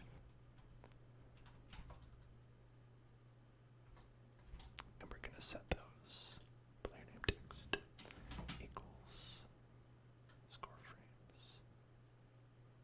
Score frames dot get. Let's see.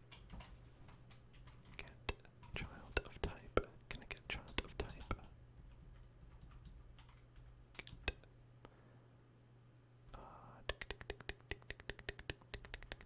Get descendants. Get descendants. Get attributes. Get attribute. Get attribute. Get attribute. Get full name. The full name. The full name. The full name. The full name. The full name.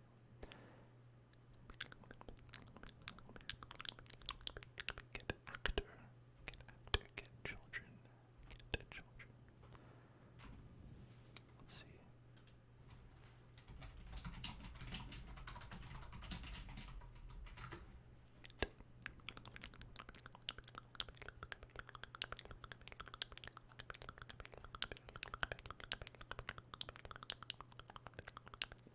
Find first child, which is a, right? Okay. Find first child, which is a, right? Okay.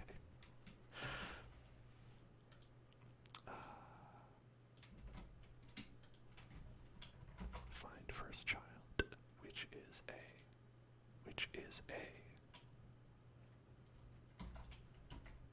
is a hat, which is a look at all that.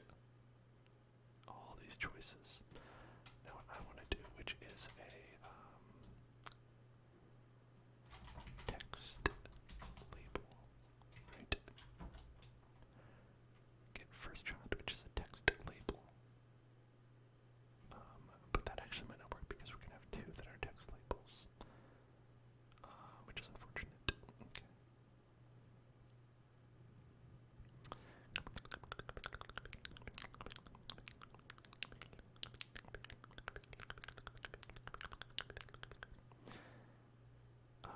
And then the image would be the same thing, but to get first one that is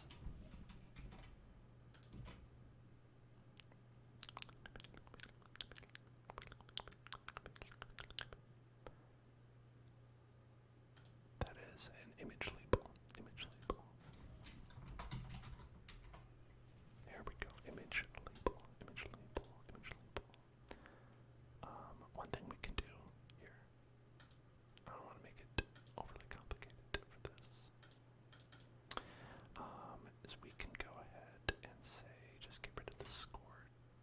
Actually, just have the score text. How about that? Just have the score text. Get rid of this player name text and just have the score text.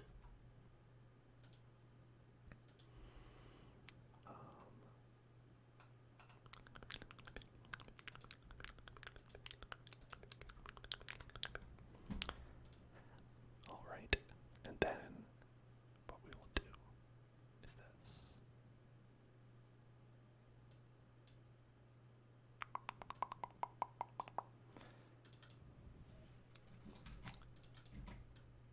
Okay. And then what we're going to do is we have transparency. Oh, look, it's right there. Yes, perfect. Transparency equals 1.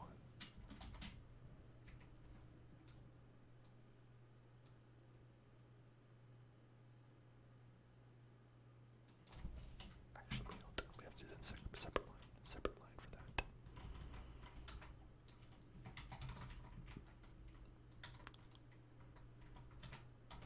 Dot transparency equals 1.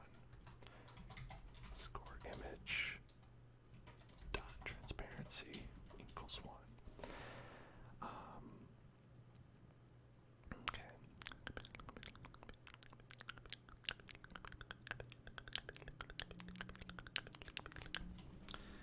Here, let's do this easy way. Right. We're not going to declare this twice, we're going to declare it up here. Right. Turn the object off here. Right. Or turn the object on here. Make transparency 0. No transparency.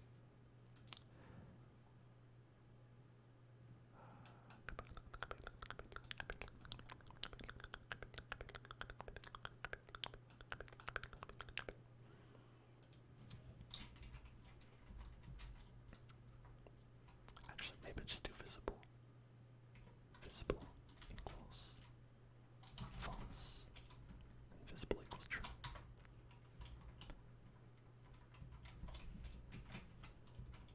Okay. True. Okay. Then we'll do visible equals true for the other ones.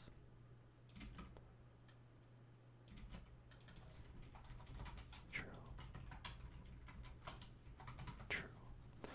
Okay, now this should work, I think. So far. So far, I think this should, this code. Hold on, let's take this part out. Star, is that? Let's just do it like this. I don't know how to do multiple lines at once.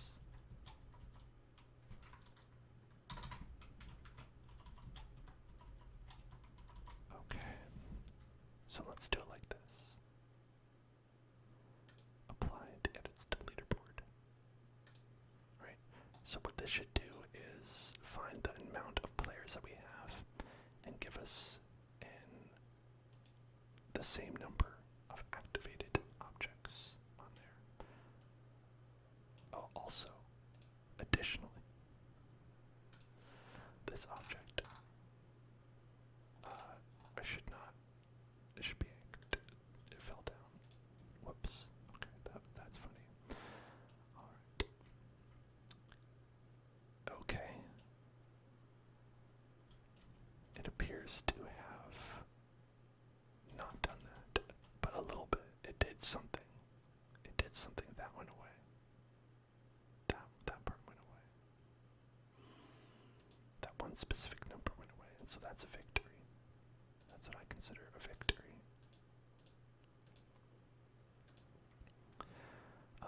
A small victory, though. Very, very tiny small baby victory.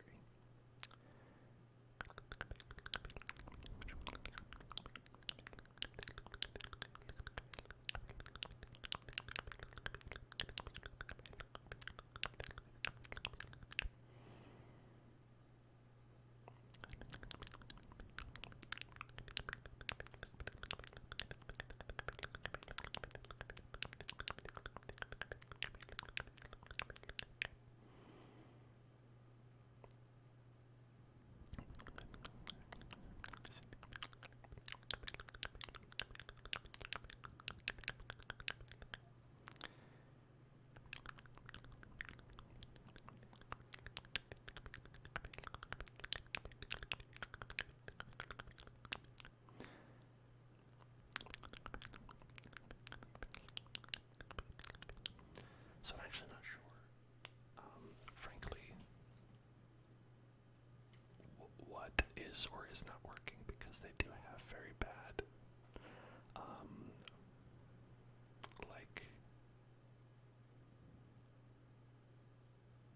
okay, all exceptions, debug errors, that's what I want. Debug error. Okay, maybe that'll show me. Maybe that'll show me. I wish to see. Show me, please. Caught an error. We'll take the exception in the script. Okay, good. Good. Good.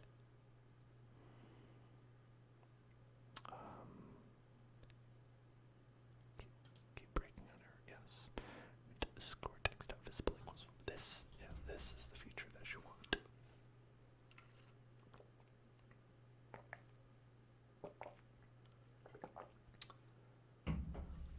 Okay, so why did that happen?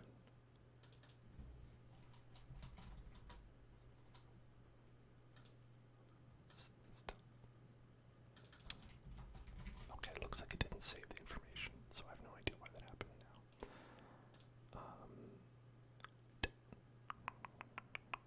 So this was not correct, because apparently after the player list was, maybe the number in the player list was not valid, right? Even though it was not valid, it tried to turn score text to visible on, but then again, it should have worked, because score text should always be able to become visible. I'm not sure. Hold on, let's try. Let's play it again.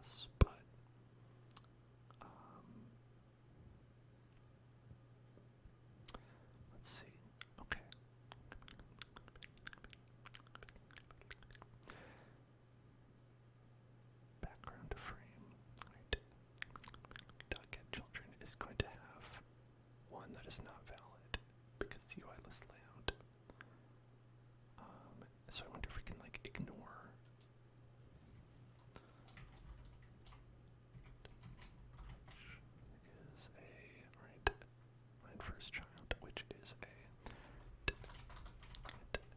children. Get children. Is there like a different kind that we could do though? Do we have to get all the children? I don't know. I equals 1, children dot 2, children 2, print the name. Okay.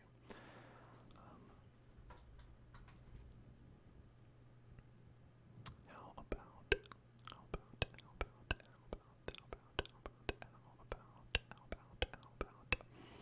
problem is it's also appearing randomly. It was like the third one was like the UI list layout.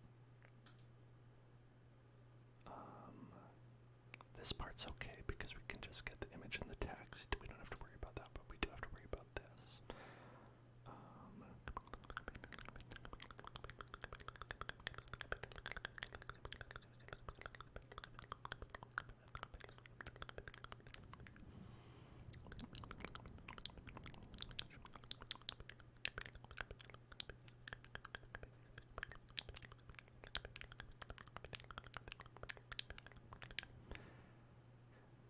Okay.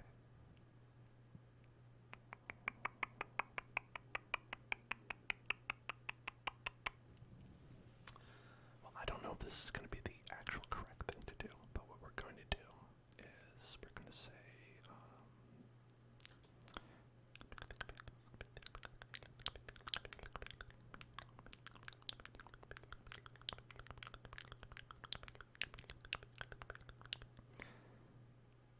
current score frame, get children. Okay, yeah, alright. So what we're going to do is,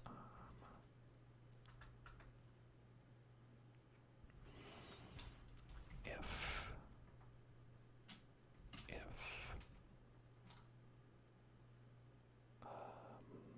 let's see, score frames, and current score frame.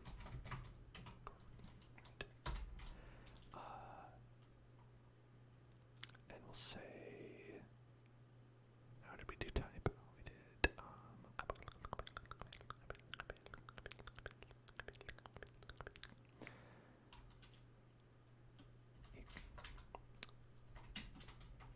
type of, then UI list layout. Let's say, whoops. Oh, no, that's not what I want. Right here. Okay. If it is a UI list layout, then return. Well, okay, I don't know if return works the way return is supposed to work. Then we want to skip, basically. If it is not, or we could just say that it is the type of because I want to say if it is a frame, right? If it's a frame. If it's a frame, then continue, right? And if not, oh well, right? And we'll end here. Good. Okay, so that will at least stop that from being an exception. Okay, now play. Let's see.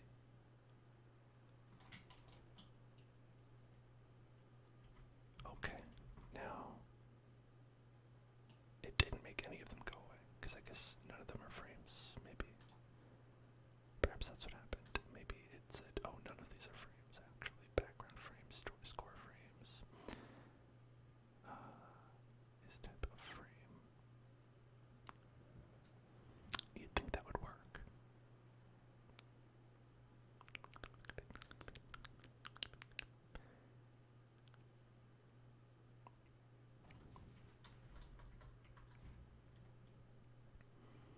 Is it not a frame?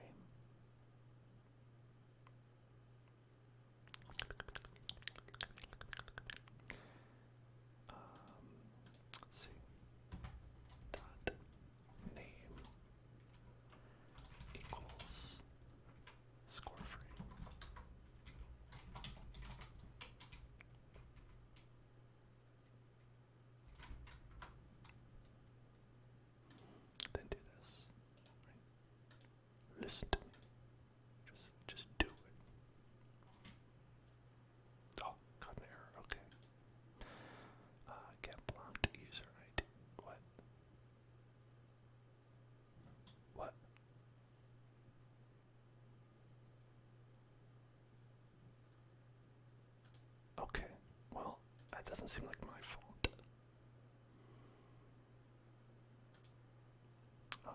Okay, so then where's that debugging mode?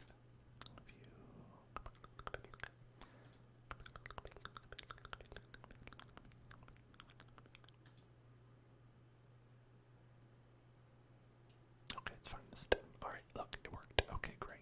Look at that. So it doesn't count my points, but it does count that I'm here.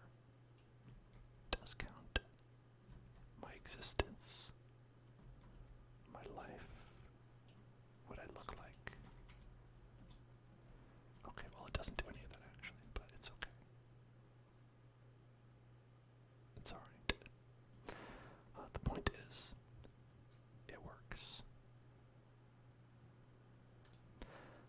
So it shows the top score, which was, or at least it reads the number of players and reflects that on the leaderboard itself, which is the first step.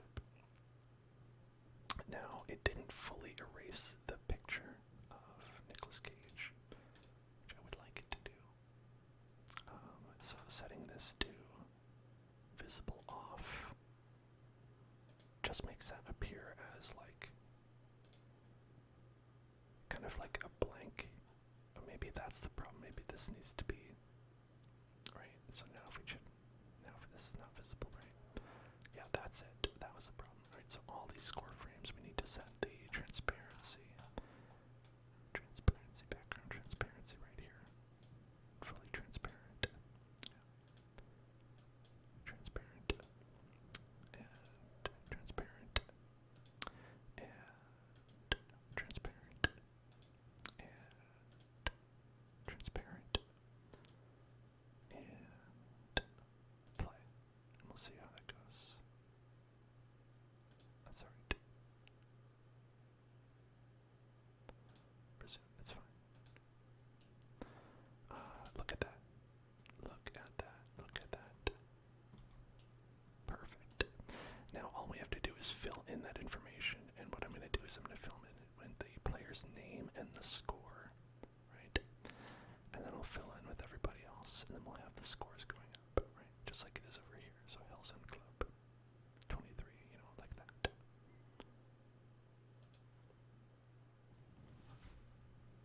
Good. That's good stuff. Now, we could be here doing this all day long, all night long, forever. But for now, what we're just going to do is we're going to save, publish, obviously, so that everyone can experience this wonderful experience online.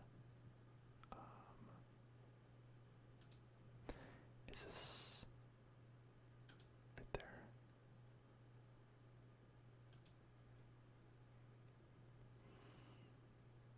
Yeah. Overwrite. Okay. I don't know the places thing. I don't know what all that means. That's confusing. The point is, we did it. We programmed. We did art. We arted. And we UI'd. We are one step closer to being the master games crafts people that I know we all can be. And if you want to get on the Hell Run, you can. It's on Discord. You can check out the link here. Find it. It's this. And you can also check out YouTube if you want to check out our past development streams, where if you want to get caught up, if you just want to watch, or if you want to watch something completely different, all that is up there on YouTube. We are trying to get to 1,000 subscribers, so if you could subscribe, that would be amazing, fantastic, and wonderful. And that's going to be it for me tonight. Tomorrow we're going to be back with a wonderful subscriber stream. I hope you'll join me for that if you're a subscriber, and I hope that if you are not, you will maybe either consider becoming a subscriber or joining me the day after for our Elden Ring stream where I will finally defeat Melania. I will solo her. I would let me solo her. I will. And then after that, it's Stardew Sunday, Minecraft Monday, a whole new week.